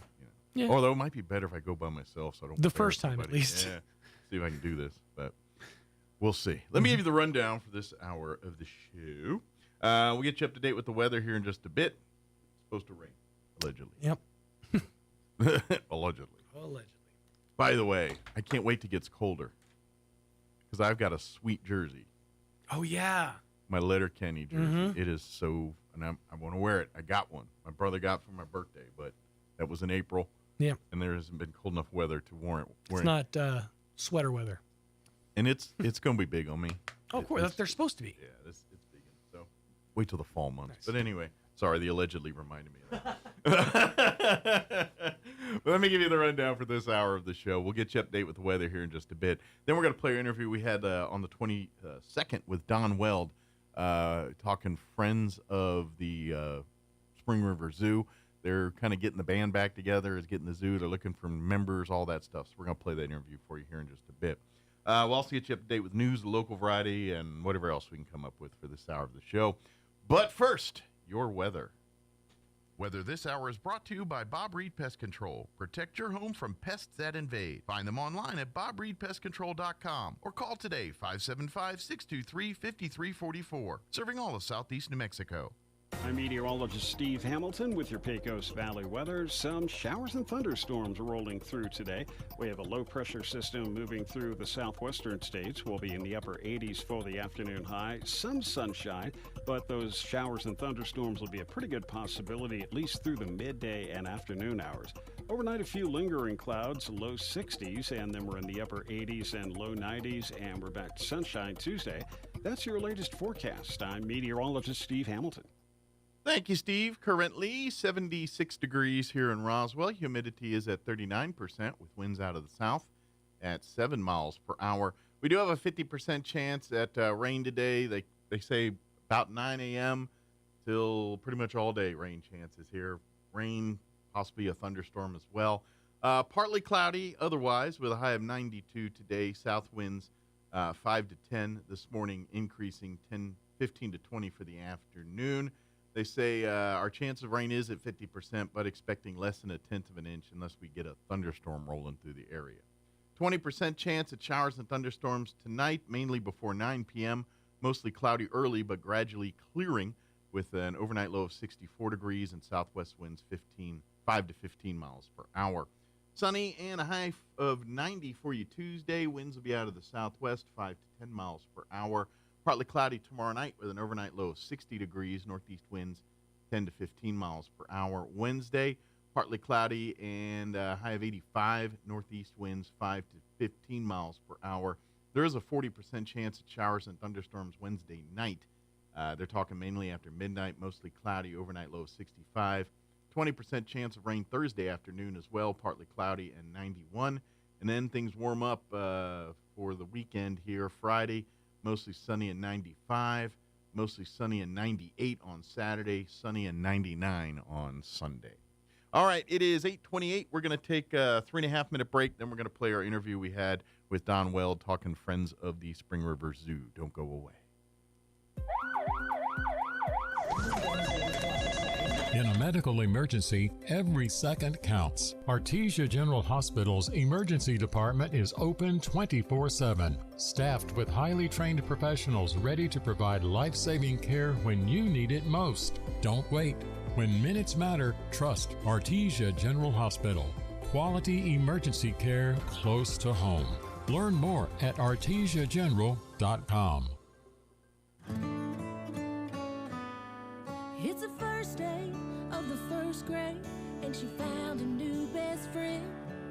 It's a laid-back Sunday afternoon you wish would never end. The homemade taste of Bluebell and good friends gathered round. The good old days are being made right now. Bluebell Groom's Cake Ice Cream is renewing its vows on the frozen aisle. Milk chocolate ice cream with chocolate cake pieces, chocolate-coated strawberry hearts, swirls of strawberry sauce, and chocolate icing. See you at the reception. The good old days are being made right now. The good old days are being made right now. Look for Bluebell Ice Cream at Walgreens stores and Smokey's Country Market in Capitan. Steep Street, Sheep Street Silver and Stones is Roswell's newest full-service jewelry store. They offer a complete selection of jewelry, including gold, silver, turquoise, bridal sets, and fine jewelry. They also offer lapidary, repairs, and complete custom design. Shop Sheep Street Silver and Stones, 3020 North Main in Roswell, across from Blake's. Sheep Street Silver and Stones. Hard to say, easy to love. Hi, Chef Anthony Noble here with the Valley Cafe at 801 West Brasher. We love serving you our delicious meals for lunch and dinner. The next time you're in on Monday or Tuesday, bring the family and take advantage of our kids' dinner special. With the purchase of an adult meal, you get a kids' meal for 20% off. That's right. Get the kids fed, save a little money, enjoy what I got cooking in the kitchen. Come visit us at 801 West Brasher in the Orange Building across from Church on the Move in Roswell. We have it all. Come taste and see. Don't forget, you can also find the Valley Cafe on our website at toasttab.com/Valley Cafe. Also on DoorDash, Grubhub, and Uber Eats. Growing things in Roswell is a battle. Your lawn's trying to turn brown, your trees are wanting to turn yellow, the weeds want to take over, and the fleas and ticks are trying to move in. So come down to Roswell Seed Company and choose your weapons. We have fertilizer to make your lawn lush and lovely, iron to keep your trees nice and green, sprays to kill the weeds, and more sprays to chase away the fleas and ticks. This is Ben Manette from Roswell Seed Company. Yeah, it's a jungle out there, except it never rains. At New Mexico Gas Company, we believe there's money hiding in your home. It's true. It's hiding in your insulation, in your water heater, and in your furnace. And New Mexico Gas Company can help you tap into that money with rebates up to $800 for high-efficiency natural gas improvements. Your energy costs will go down, and your wallet will thank you. We're New Mexico Gas Company, and we provide energy efficiency solutions to save you money. That's why we're here. Learn more at nmgcgetrebates.com. Here's a Mornings with Mike Winters fun fact. China has more English speakers than the United States. They have more Chinese speakers, too. Here's Mike Winters. And joining us and good morning. It is 22 minutes after 8 o'clock. And joining us in studio this morning, Don Weld back with us, this time talking Spring River Zoo this morning. One more time this week, yes. Yeah, I just find the way the weeks lined up that all of Don's, because he's got some of the third and some of the fourth week in the month, and just all it all came out this same week this time. So, thing is, we'll have a slight desert of Don for a month after this. Yeah, that's right. It's all 1 week. Well, actually, wait a minute. No, that's right. I'll still be around. Gotcha. I've got my trip next month. Oh, I may be gone some of that time. Well, we'll have to figure I'll that figure one out. that one out. Right. I've got other people to we help. can come in and pop in for visits. But for folks not familiar with the zoo, if you've been here a while, before the flood and all that, the Friends of the Spring River Zoo is a pretty good, strong organization that really did, like you think, the brews at the zoo and a lot of the stuff ancillary stuff that goes on in the zoo. That's the Friends of the Zoo that are help making that happen. And unfortunately, the flood kind of put a kibosh on a lot of stuff that the Friends kind of had to break up, because really the zoo, it needs some, and still needs some major work out there. Oh, yeah. However, the zoo is open, and people can go to the zoo, and so we need to get the Friends, we need to rally the Friends back up, start getting fundraising together, because there's so many projects that need to be addressed out there that the city's not going to be able to cover, that we, the people, are going to have to fund up and get going on. Most definitely. Yeah. It's sad right now. The zoo is, day to day, they're doing what they're doing, and that's fine. But we really need to get the Friends group back in there, and if nothing else, push the city to get some things done. So we really need the public's help on getting our Friends group back up and running and things working the way it should be. So folks that did it in the past and are hey, we need you back. If you want to come back, if you got the time and the desire and ability, we'd love to have you back. But also new folks, if you love what the zoo does, if you want to support, or if you want to see a better zoo, you want things, you're like, I love the zoo, there's potential, but man, we got to do a lot more to it. Well, then let's be a part of the Friends and let's be active in helping that goal happen. Yeah, I think it can grow. It's still got some room to grow a lot, actually. Oh, yeah. I really think prior to the flood, the ideology was kind of to make this kind of like a biopark, almost a mini biopark, yeah, not to the level of Albuquerque, obviously, but use that concept as the platform here. Yeah, yeah. And unfortunately, the flooding and everything's kind of changed mission. And now we're like, well, we got the thing, we got cages and containers that need to be redone, redressed, fixed. Yep. And so that's the priority right now, is getting these homes for the animals back up to snuff, things like that, and doing all that. So we really need volunteers. And to be honest, your membership to the Friends of the Zoo helps that way. Even if you're like, well, I can't be out every weekend cleaning up and doing all this, but becoming a member and your donation, that does also help the Friends of the Zoo. So even if you necessarily can't be out doing the work, but would love to support, just become a member and keep your membership in standing good. That'd be a huge help. And since just prior to the flood, we started having membership problems, we now have to rebuild that membership and set it all up again so that people can become members. Kind of start from ground one here. You got it. Yeah. No, we have no members. Gotcha.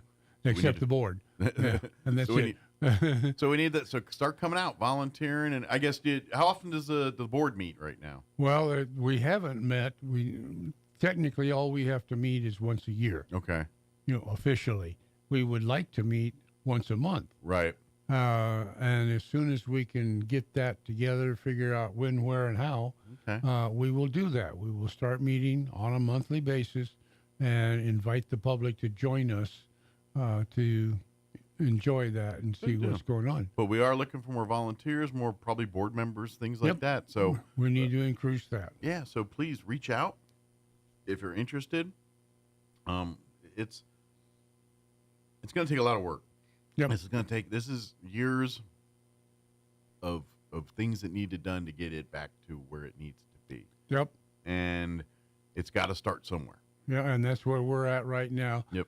We're very, very in the start. We're in the starting gates. Sure. We just had we're trying to come out of the ashes here a little bit. That's right. Yeah. What was it? The Preakness? Was that the one that was just running? Yeah, the one they just raised. Yeah. Well, we're in the starting gate. Now we got to get the gates open and let the horses run our race here. Yeah. But in the meantime, and folks, I invite you go to the zoo. It's open. You can go see it for yourself. Yeah. See where we're at. Please support it. But in the meantime, you're going to see it, and there are going to be things, man, they need to do this. Yes, you're right. And we need, would you like to help us do that? Please. What you see is what you see now is what you've got. Yeah. So let's see what you would like to improve. Absolutely. And come talk to us, and then we will start to formulate what we need to do to get to that point. Absolutely. And so that's and so that's where we're at right now. And this is we need bodies, we need people, we need that community support. Yeah, this is rallying the troops, so to speak. When you look at, like, for instance, the museum and art center, they're dealing with similar issues here to a much bigger level, actually. But you're dealing with some, but and the city helps where they can. But a lot of the stuff they're doing is really rallying the art community, getting people that have the vested interest and supporting it to get it done. That's right. And the zoo needs the exact same thing. Exact same thing. Yeah, people who want to see that zoo viable and operating at its highest level, come join us, and we will help push that up to where we can do that. Absolutely. This is what, like, just to give kind of some of the animal, I know, like, even before all this, they were talking about upgrading the bear pens and things like that. None of that has changed, but there's probably been a few additions to some of the other pens that need also some real help now. And some of the infrastructure. Mm-hmm. One of the things is the railroad. The tracks were pretty well torn up, so that's expensive. It's the tracks that need to be replaced. The train itself is fine. It's runnable. It's sheltered and but we need to replace those tracks, and that takes a lot because you got to build up the ground soil, put in those new ties and new rails, all that stuff. Yeah, So, and I imagine because it's not standard railroad gauge that everything, so it's a little bit. It's a little offsized, a little bit more expensive, or a little harder to procure, or something like that. You know, I never did find out. I don't know if that's what they used to call HO gauge. Yeah, well, and I know when you get into the model trail, they got the gauges. This is where you need to get my boss because he's a model railroader by hobby, and I don't know if those the train like at the zoo falls under that gauge system or a new gauge system. I don't know. I don't know. They used to have, when I was a kid, we would go. We drove up to Durango, Colorado. And you would take what they called a narrow gauge. And that may be what this is. Okay. A narrow gauge. And you take that up the mountain and would do these switchbacks and go up to Ouray. Okay. Colorado. Cool. Quite a ride. It was beautiful, right through the mountains and all that. Well, I think this gauge here that may be possibly what it is a narrow gauge. Okay. That might be a source. It could be, but again, till that track gets replaced, that's the train's going to be residing in its little garage there. And same with the merry-go-round. The bet that we were talking last time. The blessing in disguise there is since the merry-go-round is so old, it lacks in technologies that could easily get destroyed in water. So it's literally a matter of just, shaking the rust off, lubing up the things, and it's all mechanical. So it's just turn the wrenches and it goes. Yeah. So we're blessed there, but I think that's okay and operational. Yeah, I haven't been there to see it, but as I understand it, they may actually be running. Good deal. The merry-go-round. Snack bar, they were trying to get the snack bar cleaned up and running too. So that would be nice. You can come in, have a Coke, and all I'm saying is you're out there going through the zoo and you get a little parched and warm. It's kind of nice to have a place to get a soda or some chips or a snack or something, ice cream or something. And see, there's a perfect opportunity for the friends. Absolutely. Just like we do at Bitter Lake. Yeah. The nature store is run by volunteers. Friends are volunteers.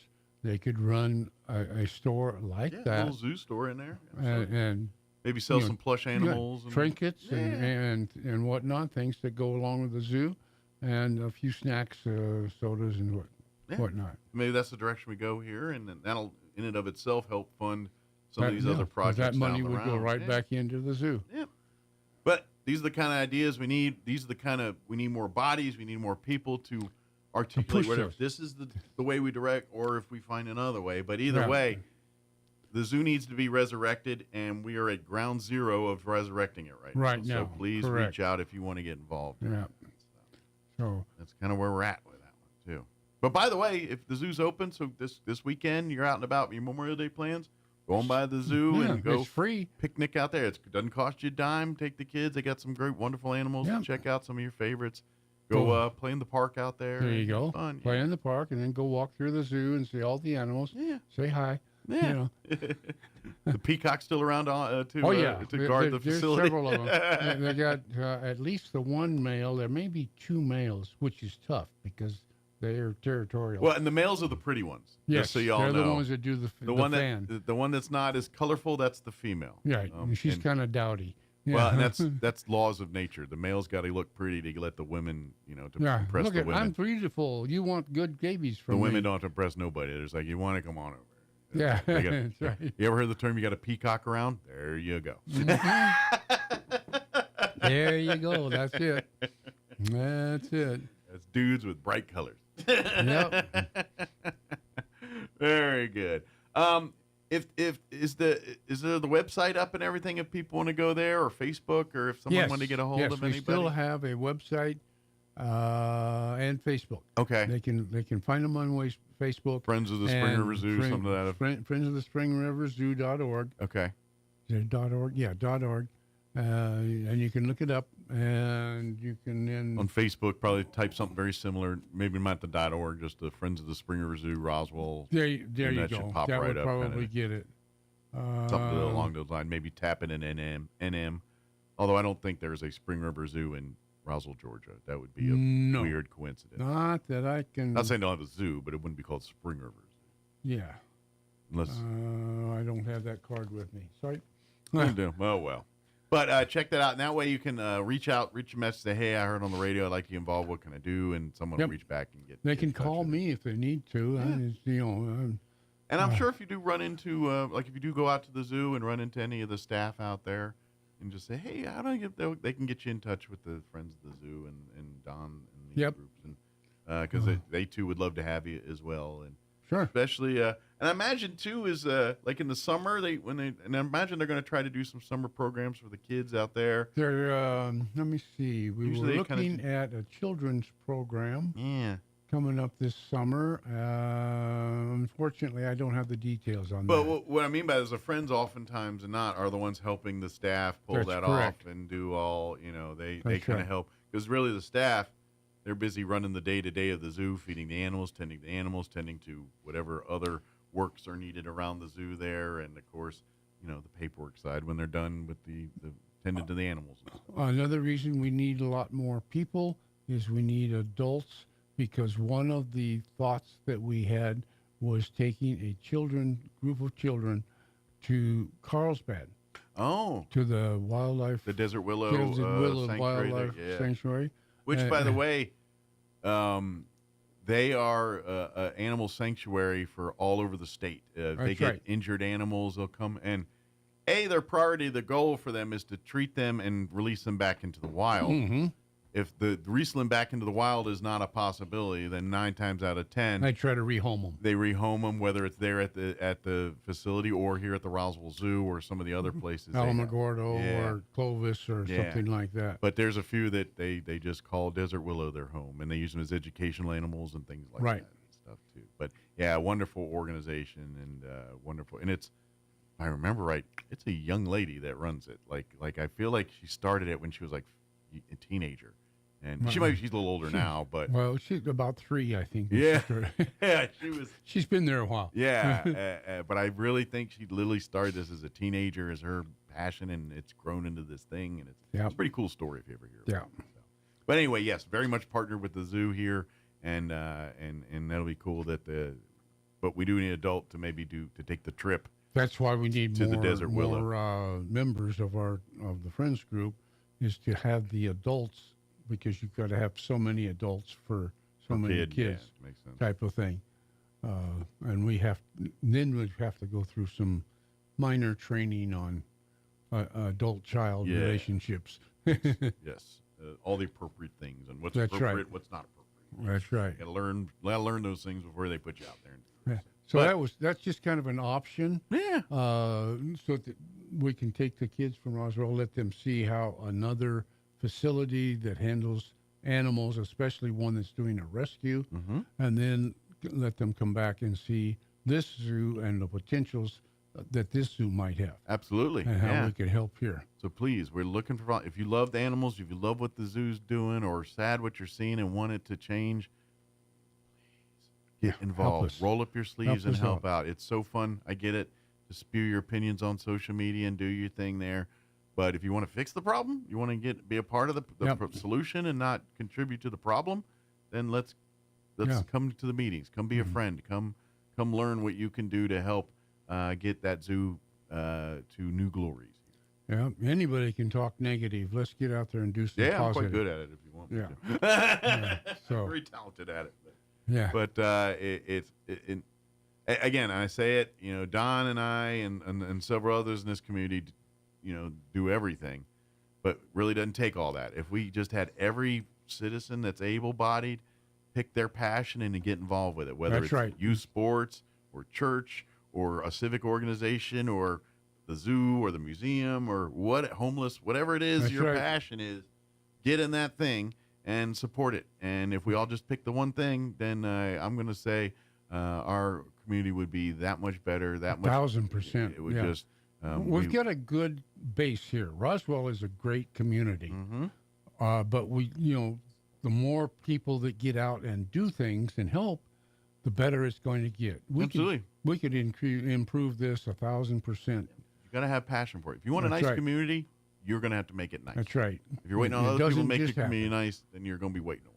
That's right. That's how a community It doesn't just happen. Yeah. It's got to be people working. Well, and I will tell you a lot of times too, when growing up in D.C. and things, and when they have like inner city stuff, and these are the bad parts. When they get rectified, is when the community within that neighborhood rolls up their sleeves and starts. That's when you see the results. It's just that, because if you're waiting on government officials or waiting on they don't have the invested interest. They don't care. That's right. They'll get to it when it's convenient for them to get to it. Meanwhile, that could be years or decades, and you're living generation to that. The government officials say, well, if it's not putting money in my pocket, I don't care. Or it doesn't get me votes. It doesn't get me votes. I don't care. So that's what I mean. So this is what we're talking about here. So you need to roll up your sleeves. If you want that museum all back and running, if you want the zoo nice, if you want these parks back the way they are, you need to be a part of that solution. Ask some questions and get involved. Absolutely. Yeah. So, good deal. Do we get it all done? I think so. All right. Go out and volunteer. Oh, man, I got to get volunteering again. That's right. By the way, love to, just a quick Legion plug, Memory Lawn for Memorial Day weekend. We're going to be placing flags out Saturday morning. Correct. Beginning at 9 a.m. Yeah. Ish. Maybe, get there as early as possible. A little bit before 9. Yeah, we want to get started early as it's going to be 102 that day. So. Yeah, I plan on being out there about 8 o'clock. Gotcha. Got to make sure the things are in place. Yeah.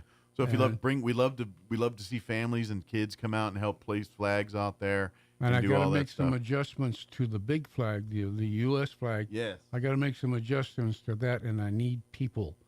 When you bring a flag down, you've got to have it off the ground. So you got to have people catch it. This is a big. This is a garrison flag. Yeah. This ain't like the little one that you put in the front of your house or nothing. It's about 10 times that. We're going to bring it down quite a bit so that I can put some new carabiners on it to hold it in place. Yes, and I'm trying to.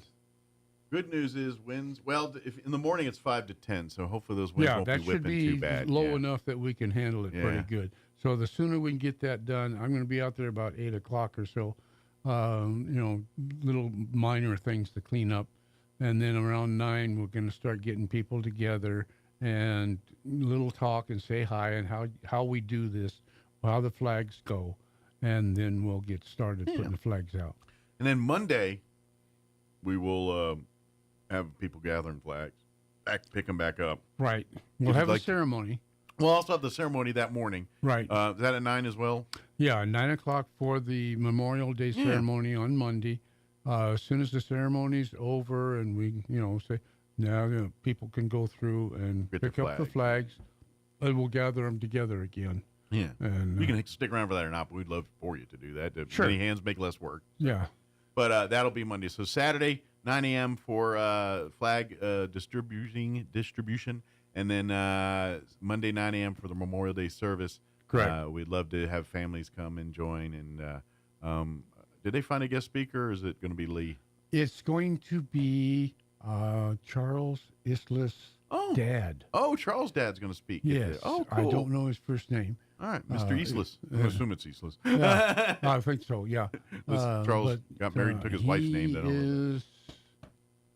I don't think he's World War II. I think he's Vietnam. Nam? Okay. Yeah, I think he's a Nam veteran. Yeah, because Charles is about my age, would put his dad probably in Vietnam. Yeah, that sounds about right. So, my brethren here. There you go. Yeah. He's probably in the late 60s sitting in a rice paddy somewhere doing something that he didn't want to be doing. That's right. So he's going to be our speaker there. Awesome. That'll be great. Thank you, Don, as always, and we'll see you in a few weeks now. Not tomorrow or next. Yeah, it'll be a while. Yeah, I'll verify that. But cool. Yeah. Well, thank you, Don, and we appreciate all you do. And there's a reason why he's in here, because he's so involved. like I said, don't be like Don and do 30 things. Pick your one thing. And do one thing. We all did that one thing. And This is really wearing me down doing all of these things. I'm going to have to find my one thing. Yeah. And concentrate. So. Maybe some downtime in someplace. Sipping drinks on a beach somewhere for a week or two might help out as well. That's what I'm going to do next month. I'm going to Greece for a week. Perfect. Maybe that'll feed the soul and de-stress. That's what I'm looking for. But thank you, Don, as always. Thank you. All right, it is 8:44. Let's pause for news. Dramatic scene unfolding in New Mexico Thursday as a severe thunderstorm triggered a large land spout that swirled near homes in Carlsbad. Amanda Bratcher recorded video of a land spout outside her home, describing it as a huge dust devil that developed into a land spout. Classic tornadoes form in supercell thunderstorms that contain their own rotating updraft. Land spouts can occur when you have colliding winds at the surface that will begin to make their own vortex. Nearly every New Mexico county and the cities of Santa Fe and Albuquerque are in hot water with the federal government. The Department of Homeland Security releasing a new list of communities that they say are, quote, deliberately and shamefully obstructing the enforcement of federal immigration laws. Dozens of other states are on the list. It was created to identify what they call sanctuary jurisdictions. You're up to date. I'm Jared Sorello. It's time for the Chaves County Sports Report. We told you about baseball all-star selections yesterday. These are seniors, and they'll be playing against each other at the end of the season. That's already happened, of course. How about softball? The softball all-star games are happening this Friday and Saturday at Cleveland High in Rio Rancho. And Hannah Sanders from Dexter was selected to the green team. Wow, her qualifications, impeccable. A .630 batting average, 14 homers, and 65 RBIs. And Dexter had a great season. She's the only selection, but, Dexter didn't have very many seniors besides her. And if you're wondering about Goddard, they made it into the playoffs, too. They also didn't have a lot of seniors. Roxana Serrano, just as an example, she was their leading hitter, only a sophomore. The Sports Report brought to you by DSI. Call DSI for all your office technology needs. I'm Eric Butler at Roswell's Talk FM 106.5. All across America, this is the Red Apple Audio Network's Market Report. Good morning. It's the first business day of a new month. Stock averages were basically flat on Friday. But for the month of May, the S&P 500 was up 6% and the NASDAQ rose almost 10% in May. That's the best one-month gain for both averages since 2023. The Dow was up 4% for May. President Trump said China is violating a preliminary tariff deal, but stocks did not fluctuate like they had been doing on every tariff announcement. The stock market's been more likely to wait now. One trader says we're not trading on every tweet anymore. CNBC thinks tariffs may drive the market this week. The Commerce Department said there's little sign of any impact of tariffs on prices yet. Inflation only rose 0.1% last month, but consumer spending slowed sharply from the month before. The Conference Board says confidence of chief executives has been falling recently. President Trump held a going-away news conference with Elon Musk as Musk finished his time with Doge, but Trump said he'll still help us, and Musk said Doge employees will continue to work to reduce spending. DealBook says pay-later borrowing has soared and late payments are rising. With business, I'm Joe Connolly. This is the Red Apple Audio Network's Market Report. The Relentless Patriot has just been released on Amazon Prime. The recipient of this year's VFW Americanism Award, Mrs. Scott Lavedo. That's it. I want to paint a flag on a rooftop in every state near a military base. God didn't give me a gun and a bayonet. He gave me paint and brush. And I will fight for this country. The Relentless Patriot. Watch it now on Amazon Prime. Hey, Hey CVE members, have you scheduled your no-cost home energy audit? If not, it's time to sign up. Call 575-746-3571 to get your name on the list for a free home energy audit. Weather stripping, new door sweeps, minor repairs, and much more. Start saving money and keep that purchased air in your home. Central Valley Electric Cooperative is happy to partner with Green Metal Energy for this valuable audit. Again, 575-746-3571. Our lives run on energy every day. And every day, your friends and neighbors at New Mexico Gas Company safely deliver reliable, affordable, essential energy to New Mexicans. The kind of energy that brings families together, that surrounds us in comfort. The energy that warms homes and hearts. We're New Mexico Gas Company, and every day we deliver the energy that's behind some of the warmest moments in your life. That's why we're here. Bill Cunningham is now in Roswell on 106.5 FM, KEND Roswell. And we're closing in on 9 o'clock. Town Hall News is up next. We'll be back on the other side of news. Stay tuned. Next hour, we'll have the folks from Roswell. John and Crystal will join us and give us an update what's happening there. News up next. We'll be back on the other side. Do not go away. News this hour from townhall.com. I'm Rich Thomason. The latest round of Russia-Ukraine peace talks lasted just over an hour. Both sides have agreed to swap 6,000 bodies of soldiers killed in action. Ukrainian President Volodymyr Zelensky says that yesterday's surprise attack on 5 Russian military bases shows what Ukraine can do. We also have strong tactical solutions. Our Operation Spiderweb yesterday proved that Russia must feel what its losses mean. That is what will push it toward diplomacy. Yesterday's attack on a crowd in Boulder, Colorado, being investigated as an act of terrorism by the FBI. The crowd had gathered peacefully to support Israeli hostages being held in Gaza, and police say a man carrying an improvised flamethrower also started throwing Molotov cocktails. President Trump was briefed on the situation in Boulder, which FBI Director Kash Patel has described, in his words, as a targeted terror attack. It took place when a volunteer Jewish community group called Run for Their Lives was concluding their weekly gathering to raise awareness for hostages still held by Hamas in Gaza after the October 7, 2023 attacks. In response, across the U.S., some local police departments are increasing presence at religious sites for the Jewish observation of the Feast of Shavuot, which continues through tomorrow night. George Williams, Washington. And police say the suspect is a 45-year-old Egyptian man who is in the U.S. on an expired visa. A split Supreme Court declines to hear a challenge to state bans on semi-automatic rifles, so-called assault weapons. The justices turning down a case involving a decade-old Maryland law. It's similar to laws in several other states. On Wall Street, the Dow down 146 points. NASDAQ is up 25. More on these stories at townhall.com.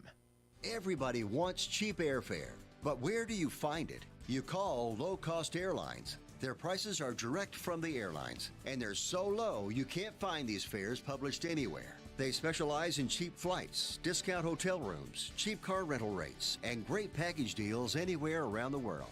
Wherever you want to go, they can help you get there cheaply and with a best price guarantee. If you want the lowest prices on your airline tickets or other travel services, call now.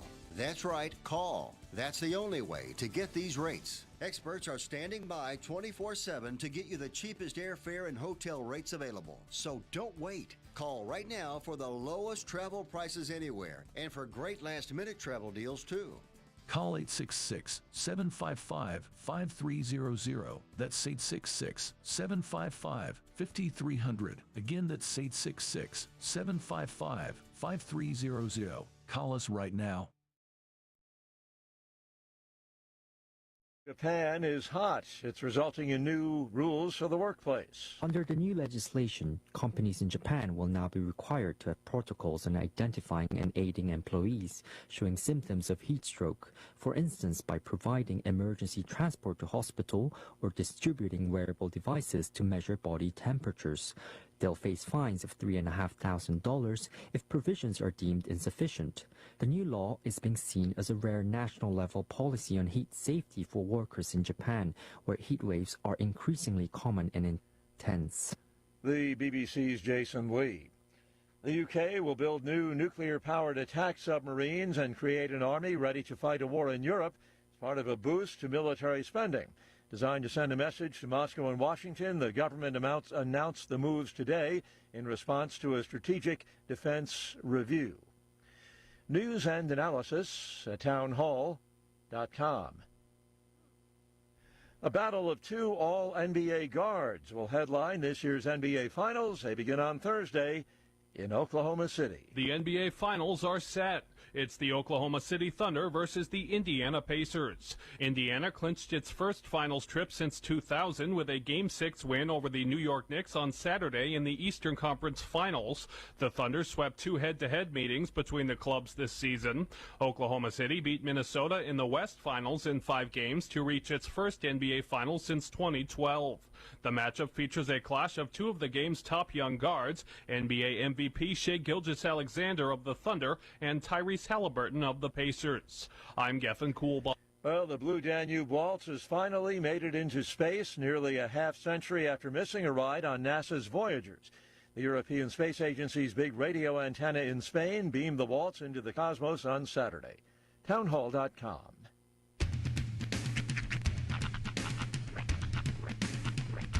What in the wide, wide world of sports is going on here? I promise you, whatever scum did this, not one man on this force will rest for 1 minute until he's behind bars. Now let's grab a bite to eat. Yeah, come on. I feel the hot wind on my shoulder and the touch of a world that is older. I hit the switch and check the number. I leave it on and then I slumber. I hear the rhythm ringing through it. Flamenco guitar and cumbia music. I hear the talking of the DJ. The demolition, what does he say? I'm on a Mexican radio. I'm on a Mexican radio. Broadcasting live from high atop the J.P. White Building in downtown Roswell, New Mexico. It's Mornings with Mike Winters on 106.5 Roswell's Talk FM. Is that what I sound like when I talk? Now, here's your host, Mike Winters.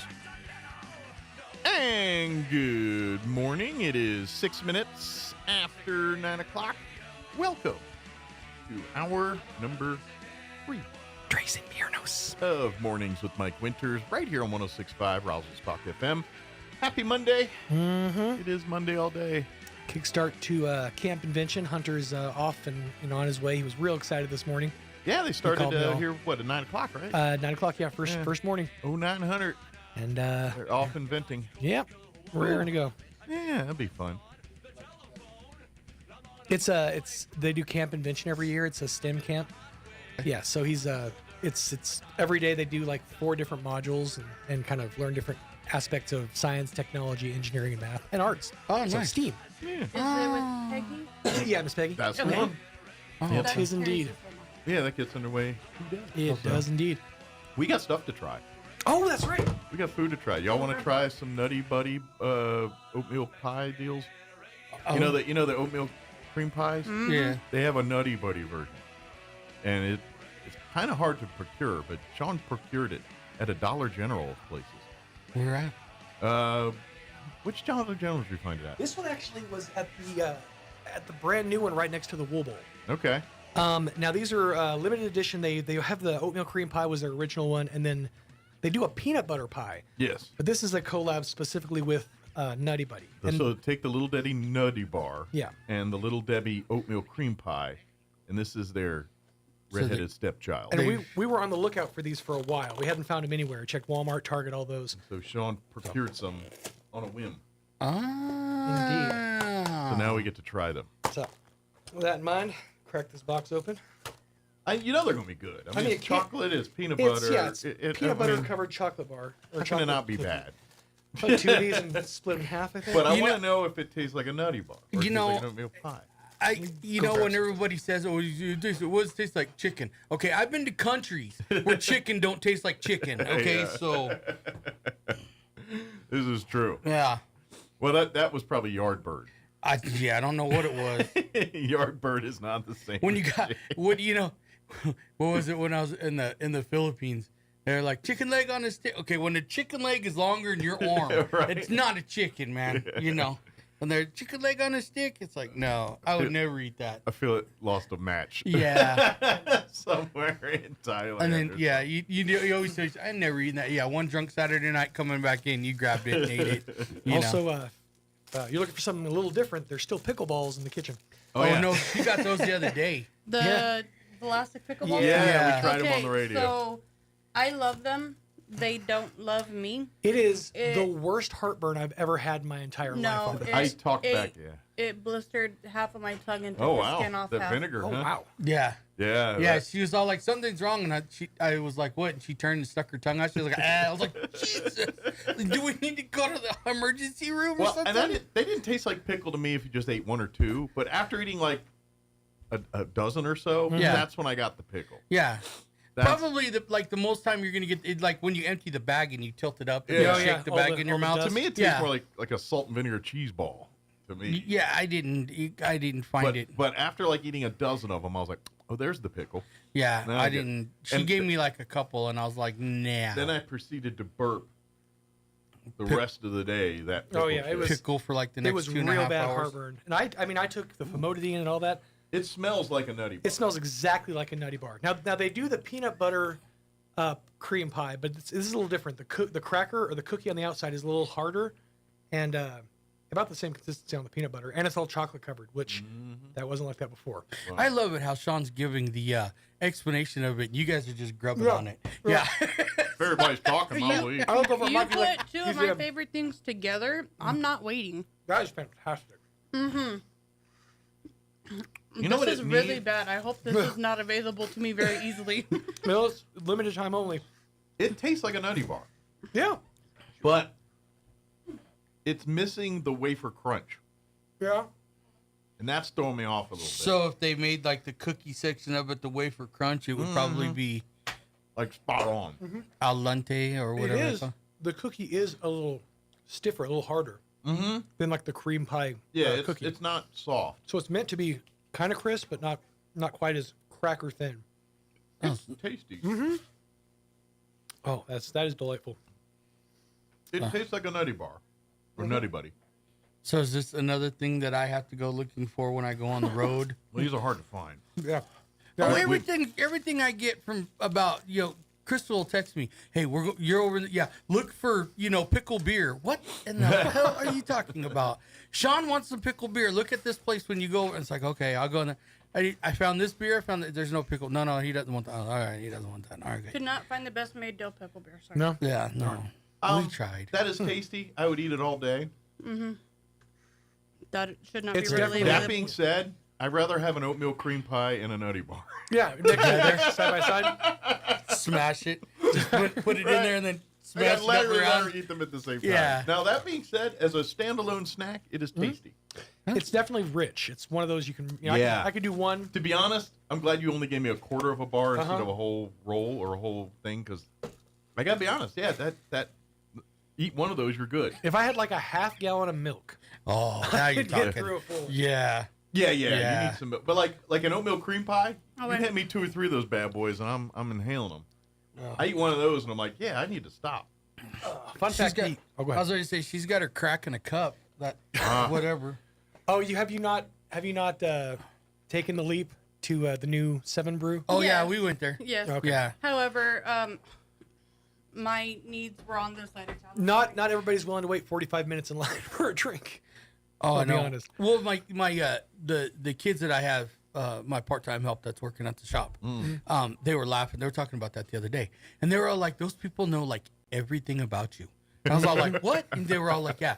Like by the time you get up to get your deal, I mean, they're like, "Oh, you're so and so, and you're married to so," and they're just all like, "What?" And I was just all like, and you're dating so and so, and I was just all like, it's because you guys don't like stop talking. You don't have any, well, blah, blah, blah, blah, blah. It's like, and they're a bunch of gossipy teenagers yeah, working there too. all of them. Yeah. Really? Oh Yeah. yeah. I mean, nice. I mean, those kids very were sweet. great. Well, the time we went there, it was just like, I thought teenagers didn't talk. They did barely enough to get. Oh no. Point across. I kind of thought that too until I have teenagers at my shop now, and I'm just sitting there looking at them going, "Wow, really? Oh, did you hear about so and so? And some feelings are inside feelings. Yeah, it's like, oh my gosh, I can't believe you guys are talking about this. It's like, do you know so and so? No, I don't know so and so. Well, you're about to. Yeah, and I think that's probably a generational thing because we're roughly around the same age, which means we were probably raised a certain way. Where guys were always, don't share your feelings with the group. You got it. No matter what's going on inside, you're cool as a cucumber on the outside. Right. And so by default, we don't. Yeah, I never got that. I was never that guy. I do. I mean, it was all the, never let them see you sweat. That was the whole vibe. Oh, she gets so mad. You never show your feelings. How come I don't know. I'm not a. We're that generation. Yeah. As soon as I feel them, I'll show them. We don't care about your problems. Right. Here's some flowers. And, you never tell me anything. You don't. I'll not tell you anything because I tell you all kinds of stuff. Then I get in trouble. But I don't. I don't express my feelings. What's wrong? Nothing. Yeah. There's something wrong. Yeah, there is. You don't want to know. Just, it doesn't involve. Right. When we say nothing, it's nothing regarding you. Right. That's what we mean. It's don't worry about it. We've got problems. They're not you. Yeah. Not when I walk in the door and you slam it and look at me, it's time. I come from the generation that said, here's a quarter, tell someone who cares. Mm-hmm. Yeah. I mean, that's kind of. Yeah, because you used to be able to make a phone call for a quarter. Yeah. It was a dime in the early days. Yeah, it was. Yeah, here's a dime. I was just going to say this. It's funny if you go back and listen. The song "Operator" by Jim Croce makes no sense by today's standards. Yeah, no kidding. First of all, who's the operator you're talking to? She wrote a number on a matchbook, did she? Yeah. And you can keep the dime for the call. Yeah. I'm telling you right now, if I lived by myself, alone, in my own, I would have a rotary phone still in my house. Like I would have a landline with a rotary phone. Is that just because you're opposed to change or for the retro factor? Just because. Okay. I want to keep it there and just on occasionally, like, I feel like we're doing a rotary phone call. Just to confound guests. The phone's in the den. Yeah. And I'm going to have a 60-foot cord on it that goes all around the whole house. To make sure that you trip at least one person. Yeah. There's not much in life more satisfying than angrily dialing a number on a rotary phone. Oh, yeah. Because you got that. You have not lived until you try to enter a radio contest with a rotary phone. Oh my God! Yeah, I forgot about those. I was trying to be caller number 7 so hard, so many times on a rotary phone. I was never caller number 7. Yeah, they don't have redial. If it makes you feel any better, you could go to Roswell Seed. We have 2 that we still use. One's actually on the wall, and one's actually in one of the back shops. Of course, on the counter. Yeah. Awesome. And you'd be surprised how many people they'd be sitting there talking, and the phone rings, and they look at it, and they're like, "Does that thing ring? That thing works?" It's like, yeah.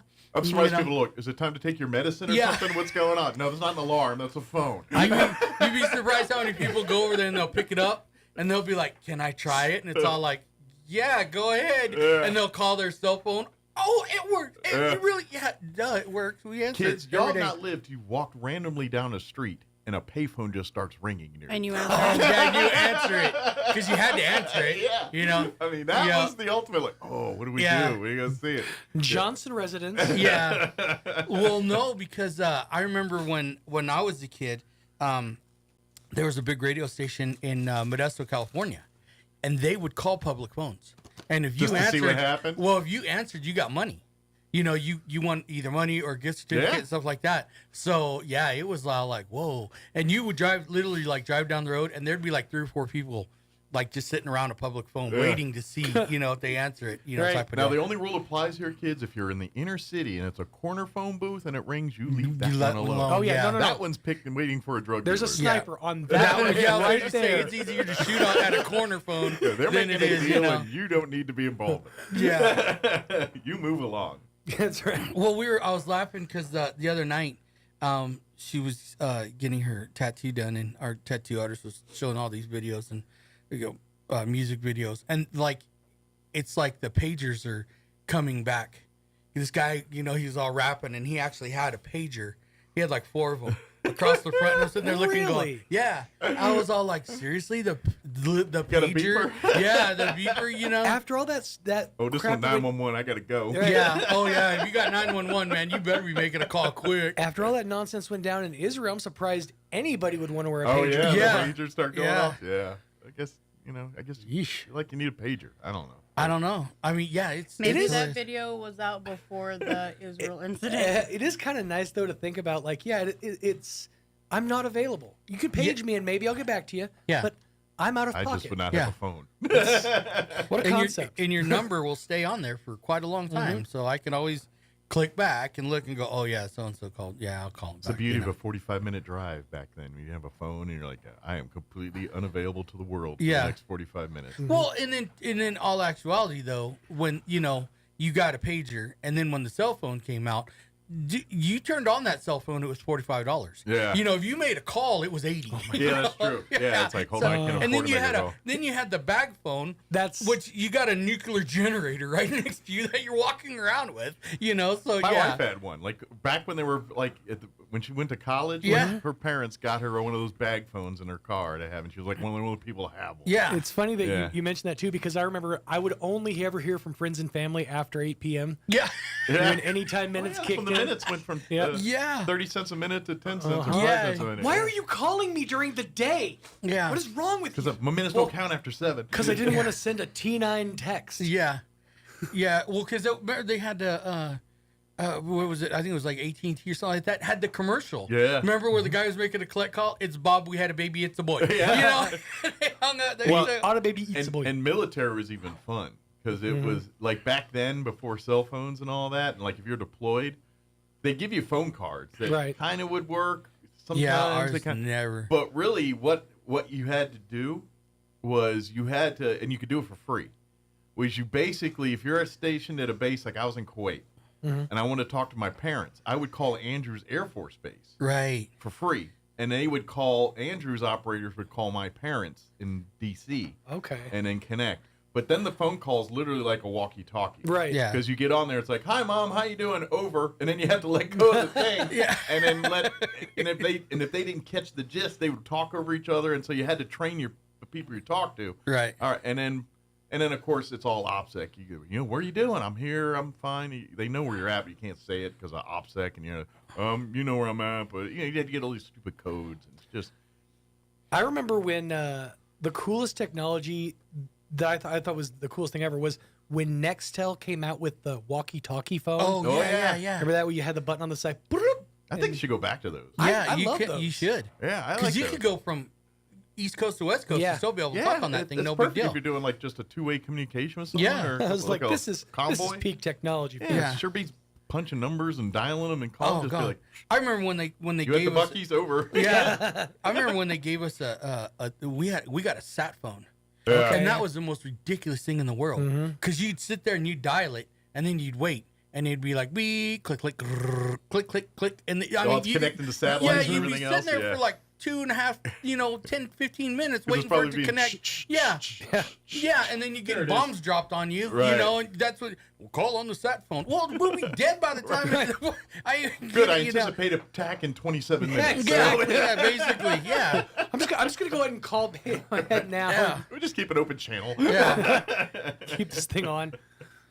But yeah, so I'd be very curious just to be in the military today and basic and stuff with cell phones and all that. It's got to be a different world than when we went. Oh, I imagine God. most troops now or like soldiers now have phones on. They get to keep their phone. I'm sure. Yeah, I guess. I mean, I why think they they- take them away. I'm guessing. The phones for soldiers, to recycle the phones, they put in the universal memory or the SIM card. SIM card. The SIM yeah. card. Mhm. And then they ship them overseas so that way soldiers can make calls. Gotcha. Yeah. But I mean, like in basic and stuff, they probably take all that away. I'm sure. I would- they I would would put it have in to put in the duffel bag with their underwear and city Yeah, clothes the and all box that. of clothes that never fits ever again when you Yeah. Well, I don't know because I mean, like when I went through basic training, yeah, totally different.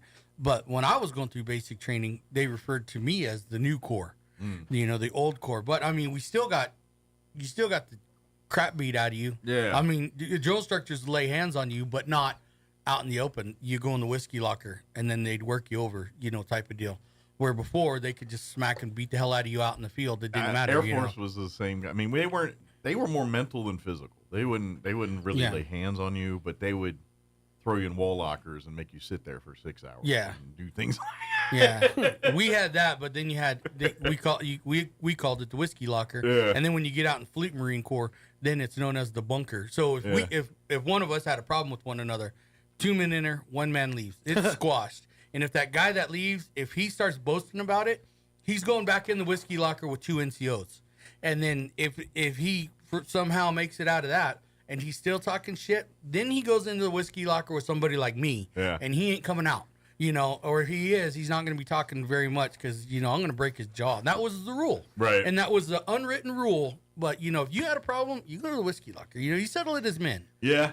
And I know Air Force is nothing. Because I remember about 6-7 years after basic for me.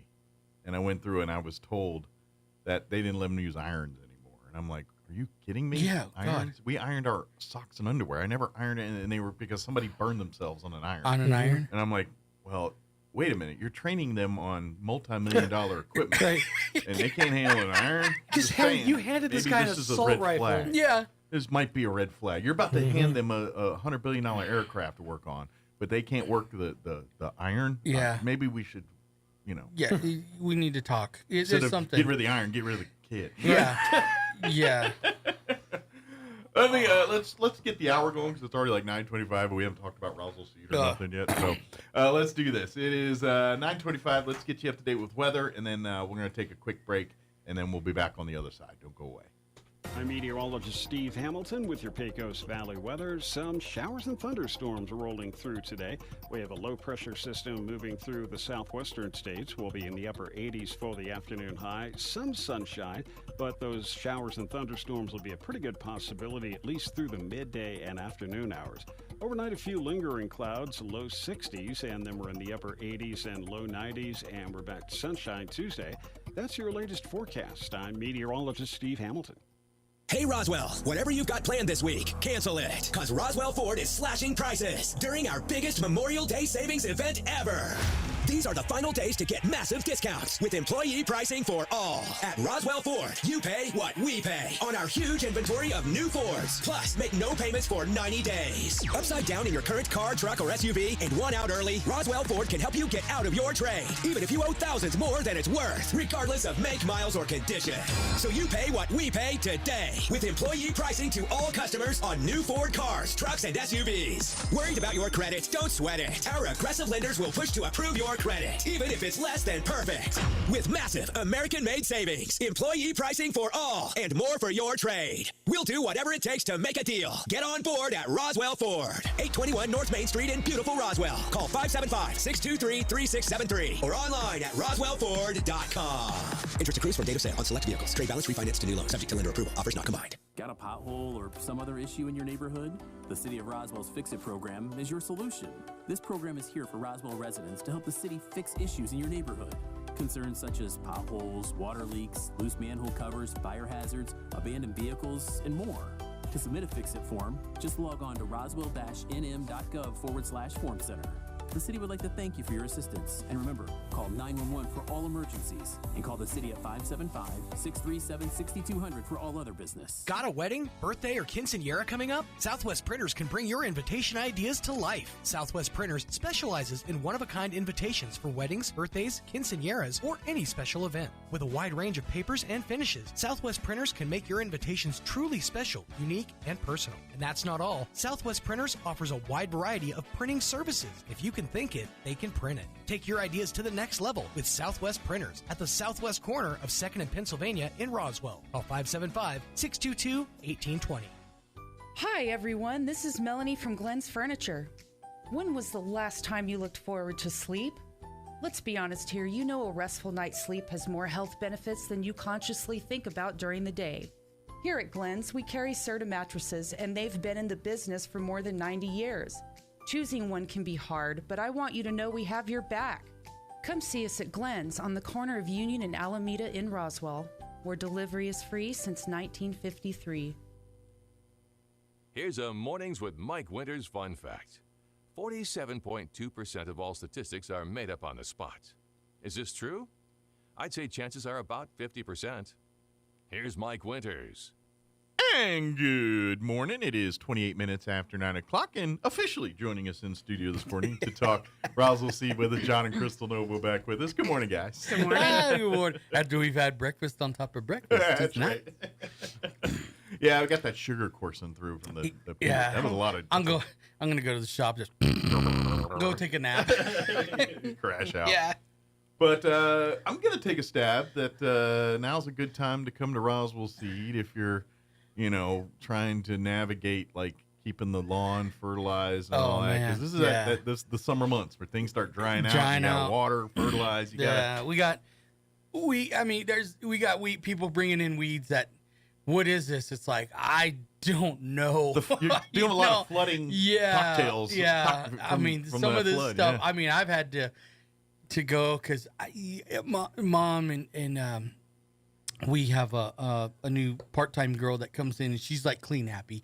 And she's, we're going to get, I was like, you do not touch those books because there's knowledge in those books. And I've actually had to pull the book out, flip through it, look through the pages, and see and look at that and go, God, we haven't had that weed here in since the 40s, and here it is. And it's like, oh, so then you got to backtrack, and I got to start looking at all the chemicals that we have. Yeah. Because the book kind of it'll tell you, use such and such chemical, and it's like, well, I already know that's not in existence anymore. Right. That's so no then longer allowed. I take old technology and I go to new technology, and then I got to get on the computer, type it in, and then look up what today's chemical is that's equivalent to that.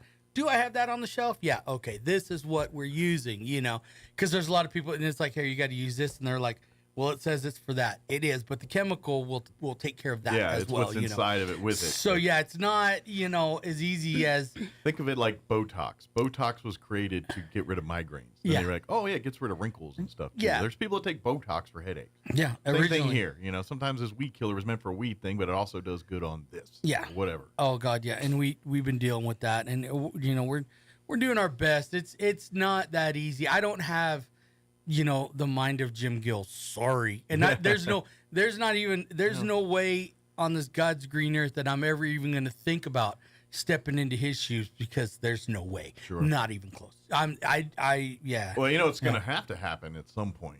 All these old books, they're going to have to be put in a digital form somewhere, some way, and that's some shape. A lot of these books, they're not, because we have maybe one of 4 copies. Yeah. And it's like, uh-oh. There's soil books that talks go back about, to, remember microfiche days? Yeah, basically, yeah. Oh my gosh, that, I hated doing that. You got to do a report. You got to go down to the library and get a microfiche. Just like, oh, come on. Yeah, we got to preserve these bad boys. Yeah. At some point, these books are going to, fall apart. Yeah, and that's just it.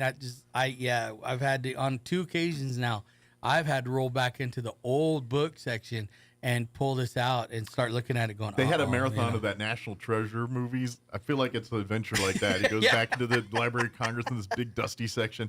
There's the book. Yeah. I'm going to find some special glasses, to be able to look at stuff. Right. Yeah.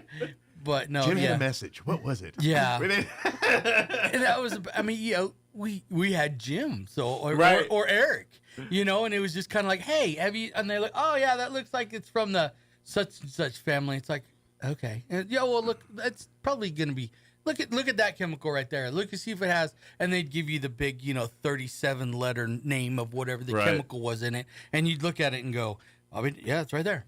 Yeah. Okay. We don't have that anymore. Now we just have, sorry, Roswell, you got John, and I'm trying to figure it out, man, but it's just kind of funny how, I go to old school technology to now new school technology to find out what this was an old school technology, where before I had the knowledge that sat 10 feet away from me, where I could swing over and go, Dad, hey, and he could tell me. But it also kind of, it shows where, it's in the day and age we live in with computers and everything, you can in theory do a thing or be a thing and not really understand the concepts of the thing, like musicians. Yeah. In theory, you could be a musician with a computer now and not really understand musical, bars, notes, or anything like that, And what you realize is, oh yeah, you can theory do that, but if you want to make it masterpiece, if you want to make it good, you gotta. And this is kind of in that same vein here. It's like, yeah, we know the modern stuff,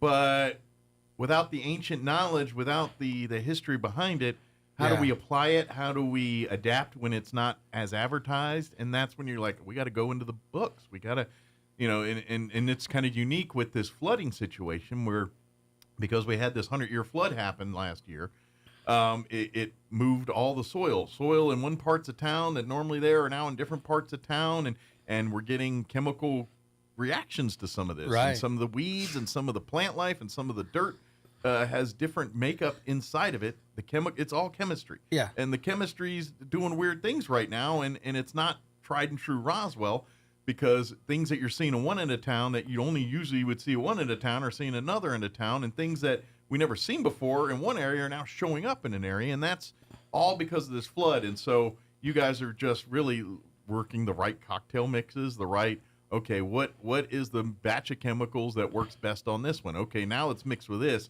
It's evolved a bit. How do we adapt? Yeah. How do we compensate? And I'm really thankful for some of our customers, because they're literally like my guinea pigs. They come in, I'm like, hey, take this, try it on this, and tell me if it works. Yes, no, maybe so. Sure. And they come back and they'll be like, yeah, it worked. And then, no, I didn't do crap. And like, that's okay, how Roswell Seed's been going for 100+ Yeah. years. And now that there's 100+ years of it, and that's why Jim and then we were talking about, they've been doing this for, not Jim for 100 years, but his whole life and his family before that. And that's just It might have felt like 100 years. levels and levels of that stuff. And you're just now the new generation of getting that. And unfortunately, you lost the Sherpa that navigates you through all that. You kind of got to, do it the hard way. Whereas he, because of his tons of years of experience, he had it. And you'll get there. It Yeah. just takes a minute. Well, and people don't realize we had Dad, and then we had Eric. And between those two men, there was 95 years experience. Nothing's getting by between two of them. Yeah, two guys. Yeah. And you collect all of us in there, and we might have 25 years experience between the whole crew that we have in that office now. But most of you anyway, are under the Jim Gill umbrella. Yeah. So it does. Yeah, I was raised the Jim Gill umbrella, Yeah. On business and on, the life. The production of all of this stuff. Sure. And it's just weird because, we've had, I don't know how many people I've had come up and they're like, you got to raise the price of these plants. It's like, no, we don't. Well, do you realize I just went to so-and-so, I paid $6 for a tomato, and it's like, we're not so-and-so. I was going to say, don't buy them from there. Buy them from us, and we'll pay $6. And you're getting 4 tomatoes for, $3.98. Sure. Well, you guys got to raise your prices. No, we don't. Why? There's a reason why we've been in business 127 years. Yeah. If you come in and if you look at something and it's expensive, then you can pretty much guess that it was expensive for me to get. Sure. And we've had one instant, a guy came in and he was just all like, hey, this is, it was like $58. He goes, I just went across the street, and he goes, I bought it for $12. And I'm like, huh? And look, yeah, sure enough, it was mismarked, but, we do these things. Right. We're not, we'll leave a complaint at this number, and no, you come in, you tell me, I'm going to go look into it real quick, and come up with what the problem was. You guys don't answer to a corporate or stock market. It's a family business. It's a family business, and that's how it's run, and that's how it's been run, and that's how it's continued to be run. Yeah. And that's where, and it's like, well, you don't see our numbers. You don't see what we run. Therefore, yes, we can offer this price because this is how we built our business model. Right. Their business model's built differently. So they can't do that. But we can. Yeah, So, they got to do, and it happens all over the place. And I get it. Once you get into big box, that's it. They just go off of like a bottom line number or middle line number. Well, and when you deal in the volumes they deal with, that's where quality control starts to suffer. Yeah. And that's where you guys try to balance. Look, we want to be the big boy provider where we can handle commercial crops and commercial things. But at the same time, we don't want to charge you or give you the quality that comes with bulk sometimes. When you get a bunch of one thing that hasn't been germinated or tested specifically to this area, you're going to get, this is the difference between buying a bag of fertilizer at a big box store versus coming into a place like Roswell Seed and saying, I've got this going on, what's the best fertilizer. Right. They're going to hand you a be-all, catch-all that might work, but might also, grass seed, like we talk about the weed percentage in a grass seed you buy. You guys filter that out, so there's much less, government regulations allow a lot of weed in your grass seed. Oh, yeah.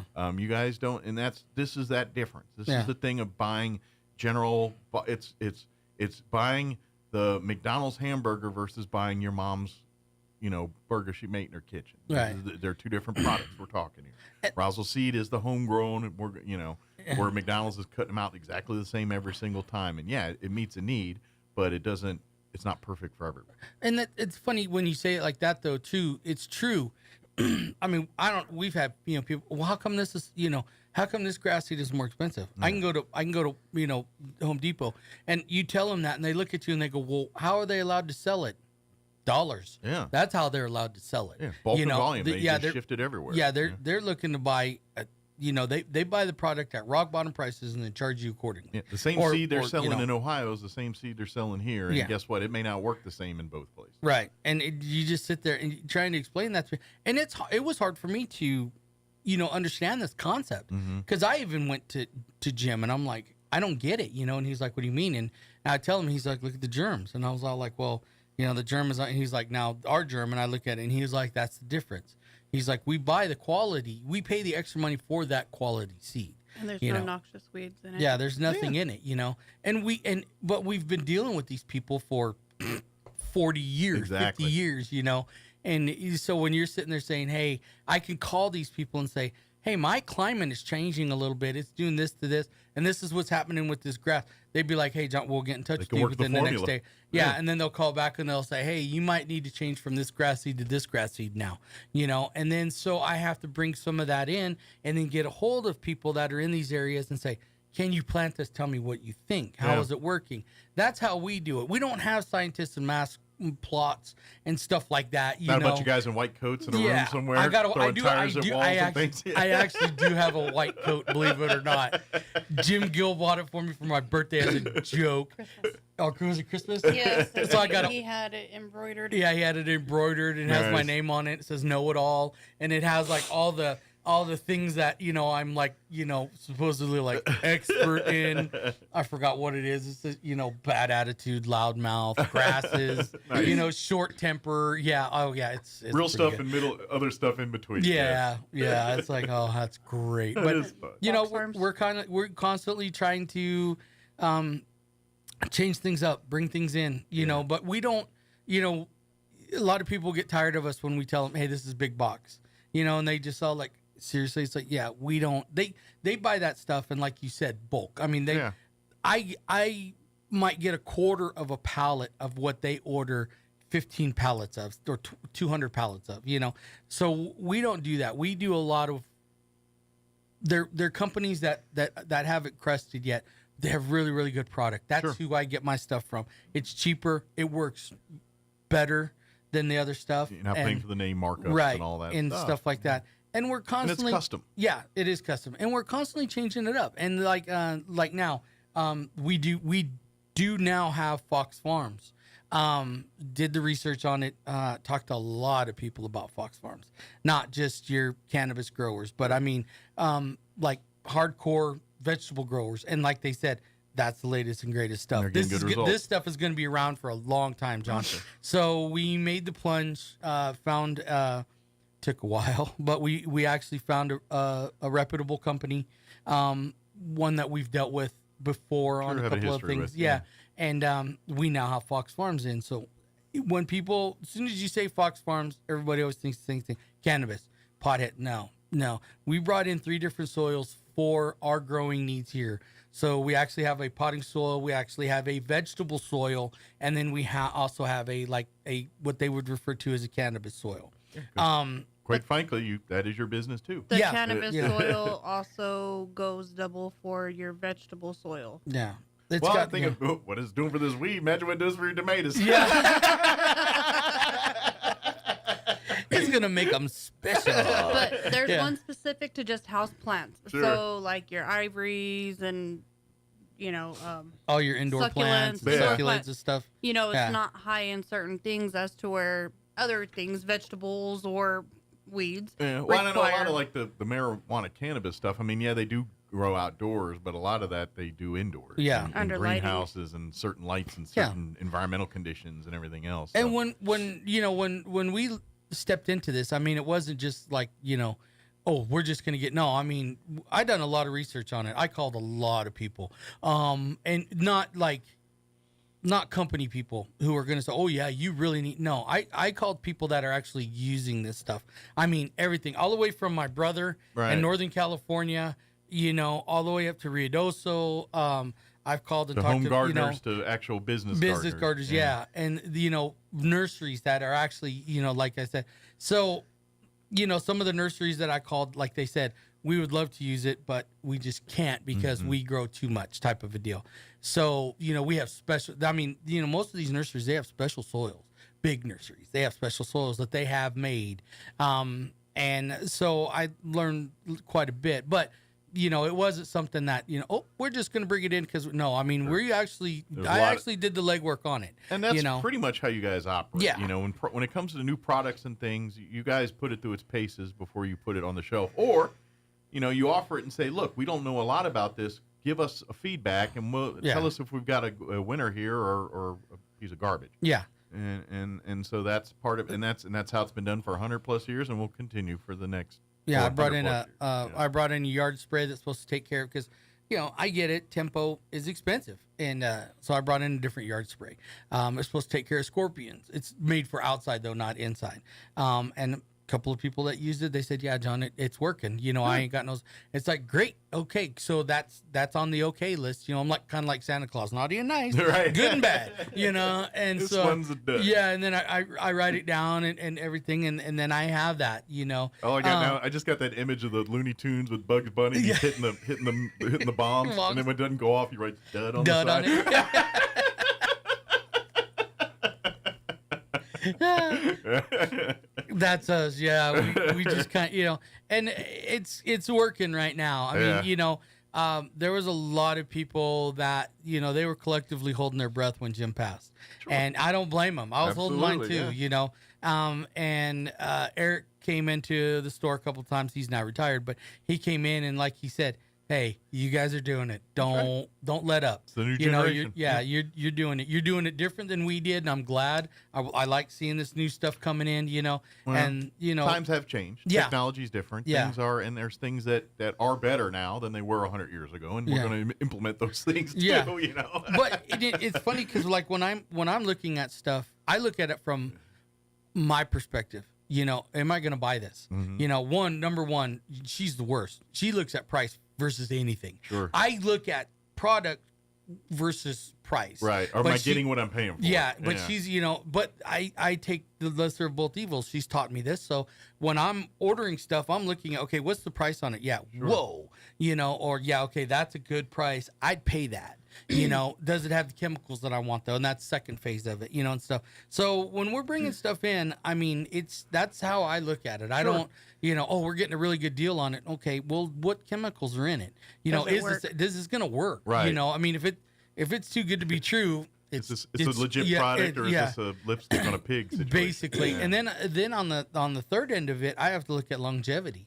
Is this going to be around for a while, or is this just kind of a? Am I going to be able to get it again? Yeah, when people want it. That's one thing that he's dealing with a lot, and I hear about it, so I say we. Is our state changes regulations, like people change socks. Gotcha. So one day this chemical is perfectly fine, and the next you're not. And then the next they want you to pull it off the shelf and not be able to sell it. So the chemicals that are working, it harmed some grasshopper in Egypt, so you can't use it here in New Mexico anymore. Well, New Mexico don't got that stupid grasshopper. No. Yeah. But and that makes it hard for them too when they're ordering in bulk products, so that way they can have it for the season. And then the state comes in and says, you can't sell that anymore. Pull it off the Now state. you're sitting here with pallets of this stuff. And then you that don't have a chemical or product that's going to help for whatever, because that was the product. Because it not only helps with this, it helps with this, and it helps with this. So it does like multiple things. And then you got people in the middle of the night. And more that stuff. Yeah. This stuff. I won't tell if you don't tell. Yeah, and our NMDA, guy here, Troy Thompson. He's a really good guy. Yeah. I mean, he has to put up with a lot with me. Hey, Troy. John, okay, yeah, no, you can't, And basically, from what I can see, I might be wrong, I don't know. But from what I can see, it's all about money. If you don't pay that licensing agreement, it's off the shelf. Yep. But if you pay that licensing agreement, then it could be on the shelf. It could have who knows what in it, know. But as long as you pay the money to the state. That's the unfortunate truth. Yeah. And so you're just sitting there kind of looking at it going, it's like, are you protecting us or are you protecting your wallet? What basically, yeah, that's exactly what it's being. Yeah. But at the end of the day, this is why we're saying, look, if you've got an issue, if you're having a weed thing, if you're having a grass thing, and it don't seem to be, and you're trying, I bought the Miracle Grower, come down to Roswell Seed. Let's see what they can do. And they're going to ask you questions like, where do you live? What are you dealing with? And they're going to, so be prepared to take to pictures, answer that. bring in samples. Yeah. The more information you can give them, the more product they can offer you that will help you do your thing. And and that, so if you're dealing with the weird issues or the weird thing or that's what Roswell Seed does. Come. And if you're like, look, I've got a patch of dirt. I just want to make it look good and grassy. How do you help me out here? Yeah. They can do that. Yeah, too. we do that. I mean, we try to keep everything as localized and wholesome as possible. Yeah. And we go off of people's advice too, because they're using this. I mean, you would think, everybody at Roswell Seed, they got these big, beautiful yards. No, our yards are horrible looking. And then there's, there's these farmers and ranchers that have been doing this for as many generations as you guys have been doing grass. Yeah. You know what I mean? And so they tend to know a thing or two too when it comes into walking in and talking about it. Yeah, and you think, well, this guy all he does is cattle, and he doesn't know. No, actually, he does know quite a bit. You know, I pick everybody's brain. And everybody knows. If you got to feed the cattle, then guess what? Yeah, you're wanting to know about grass and weeds. And right. but somebody seems to know somebody. Yeah. Hey, have you ever talked to so and so? And it's all like, no. And he was all like, well, he used to have that. No, I didn't know he had that project. That was 30 years ago. Talk to them, and I'll get a hold of him. And be like, hey. This type of deal. And that's how you find like your best work and product and stuff like that. Absolutely. It was like when we were looking for a horse farrier, we call people, blah, blah, blah, all this. And one of our friends was all like, hey, have you ever talked to, his name's Chris. And I know he's probably listening, and I can't say his last name because I slaughtered every time. But got a hold of him, and he's been the best farrier. I mean, because he really does care about horses. Sure. And he knows he's not there just to make a buck. Right. He's got a passion for it. And that's, you sit there and you look at that, and it's like, because you hear people, oh, you got to stand next to the horse while this farrier's working on it, because if not, they'll do this or they'll do this. No, I can walk away. I can call him and be on vacation and be like, hey, gate's open. Can you go in? And yeah, I don't have to sit there and stare at him, because I've looked at the work that he does and how he works. He's a great guy. He's an expert with it. And he really does care. Yeah. But I wouldn't have found him if somebody hadn't have told me, type of a deal. I mean, he could have been walking. Seed's that. Yeah, and that's the way Roswell Seed is. I mean, operate. Yeah. And it's just kind of like, that's how you do it. So, Chris, I'm sorry, I can't remember. Don't ask me, it's Chris. It's Chris. In my phone, it says Chris Farrier. Yeah. We're just going to call him Chris the Horse Whisperer. Yeah, Chris the Horse Whisperer. Yeah. He works down at the Roswell Livestock auction, so you need to go down there and just yell for Chris. That's right. Good old boy. Yeah, buy him breakfast. Yeah, buy him breakfast. Oh, yeah, he might really enjoy that. Yeah. Gosh, yeah. He's a hoot, man. He's funnier than Nick. But I mean, but that's it. I mean, that's how. Hey, my dad, used to. My grandpa used to. We had one that came in. I actually have one so far that I know of. I have a 4th generation customer from their great grandpa used to come in and nice. and stuff. Had a picture. He's supposed to be bringing me in a picture. There's a picture of him and Jim's dad and uncle at the counter. Oh, cool. His great grandpa. And I was all like, seriously? He's like, yeah. And then you meet the most randomest people. There's a guy that he bought a house over on 3rd Street, and they were cleaning it up and stuff. Found a safe. Old safe, and he got into it. He says, man, he goes, it took me like 2 weeks. He goes, I finally got into it. And there's documents in there that has Roswell Seed on it. Oh, cool. And he's supposed to be bringing them down for us to look at them and stuff. And it's like, whoa, really? And he's like, yeah. And I was like, oh, interesting. I like that. That's cool.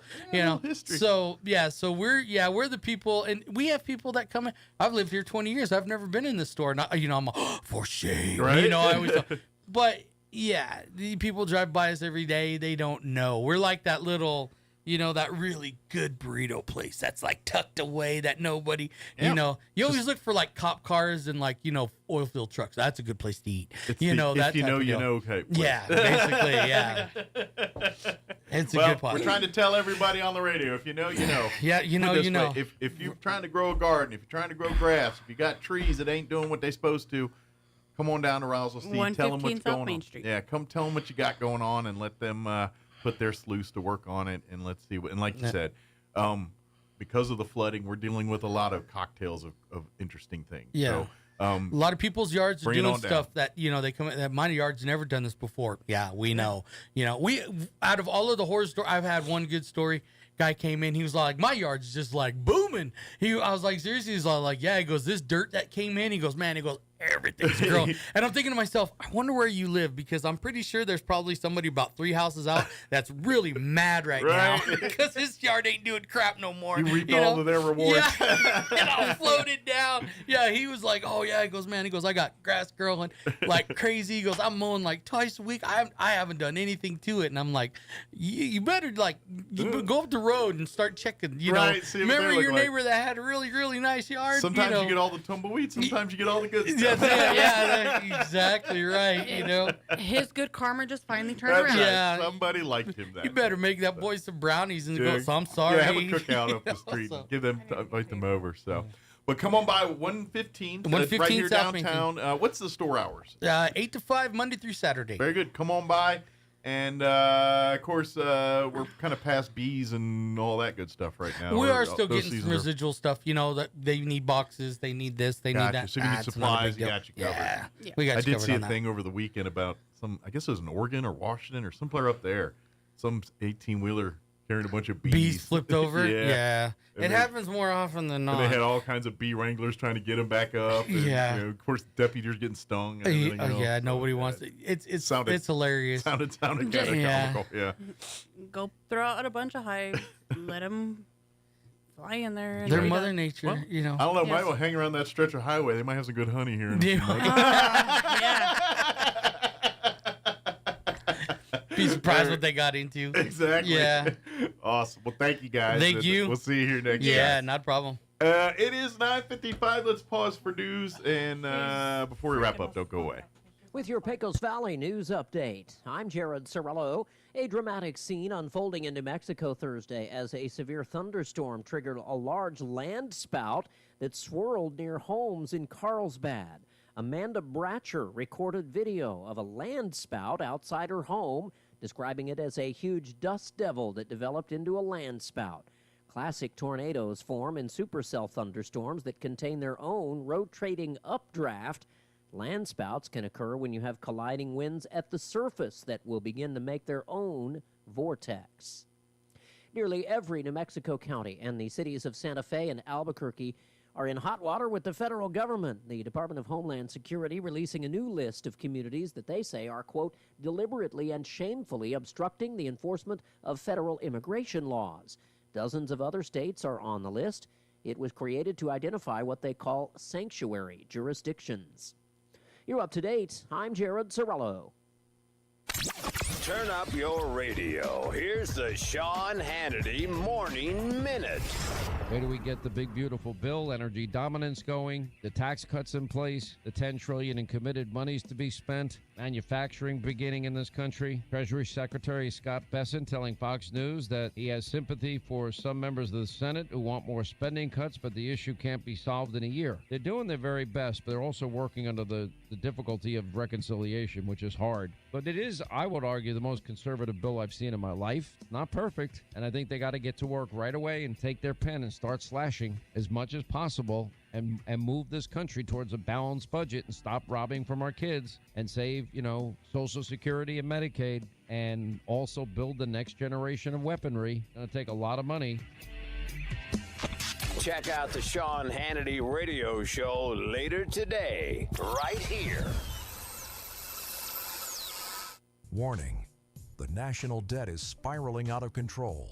Trade wars are causing record volatility, and tariffs could cause inflation to make a devastating comeback. Are you ready for what more 2025 could bring? Will you sit on the sidelines and wait? Or will you take action today to help protect your hard-earned retirement savings? And what if you could do it tax and penalty-free? Find out more by requesting your free 2025 Gold and Silver Kit from the top-rated precious metals company, Goldco. Plus, you could get an unlimited bonus silver if you qualify. Help secure your future today. Visit HannityGold.com or call 855-815-GOLD to learn more. That's HannityGold.com or 855-815-GOLD. Visit HannityGold.com or call 855-815-GOLD to learn more. That's HannityGold.com or 855-815-GOLD.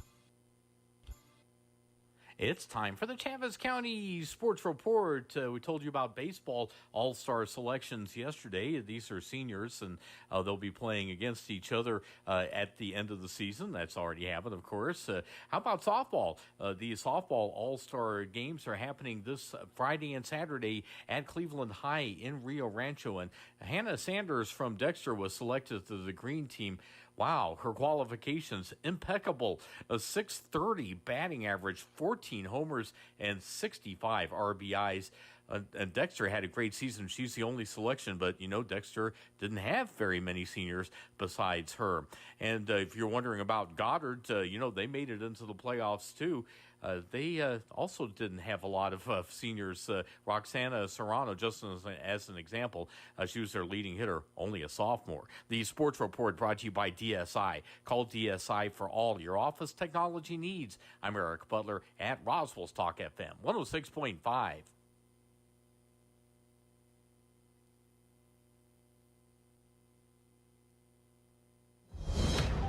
Breaking news this hour from townhall.com. I'm John Scott. A suspect is in custody in Colorado. That's after an attack at a pro-Israel event Sunday. Witness Alex Osante was across the street. One of them he threw inside of a group. At the group in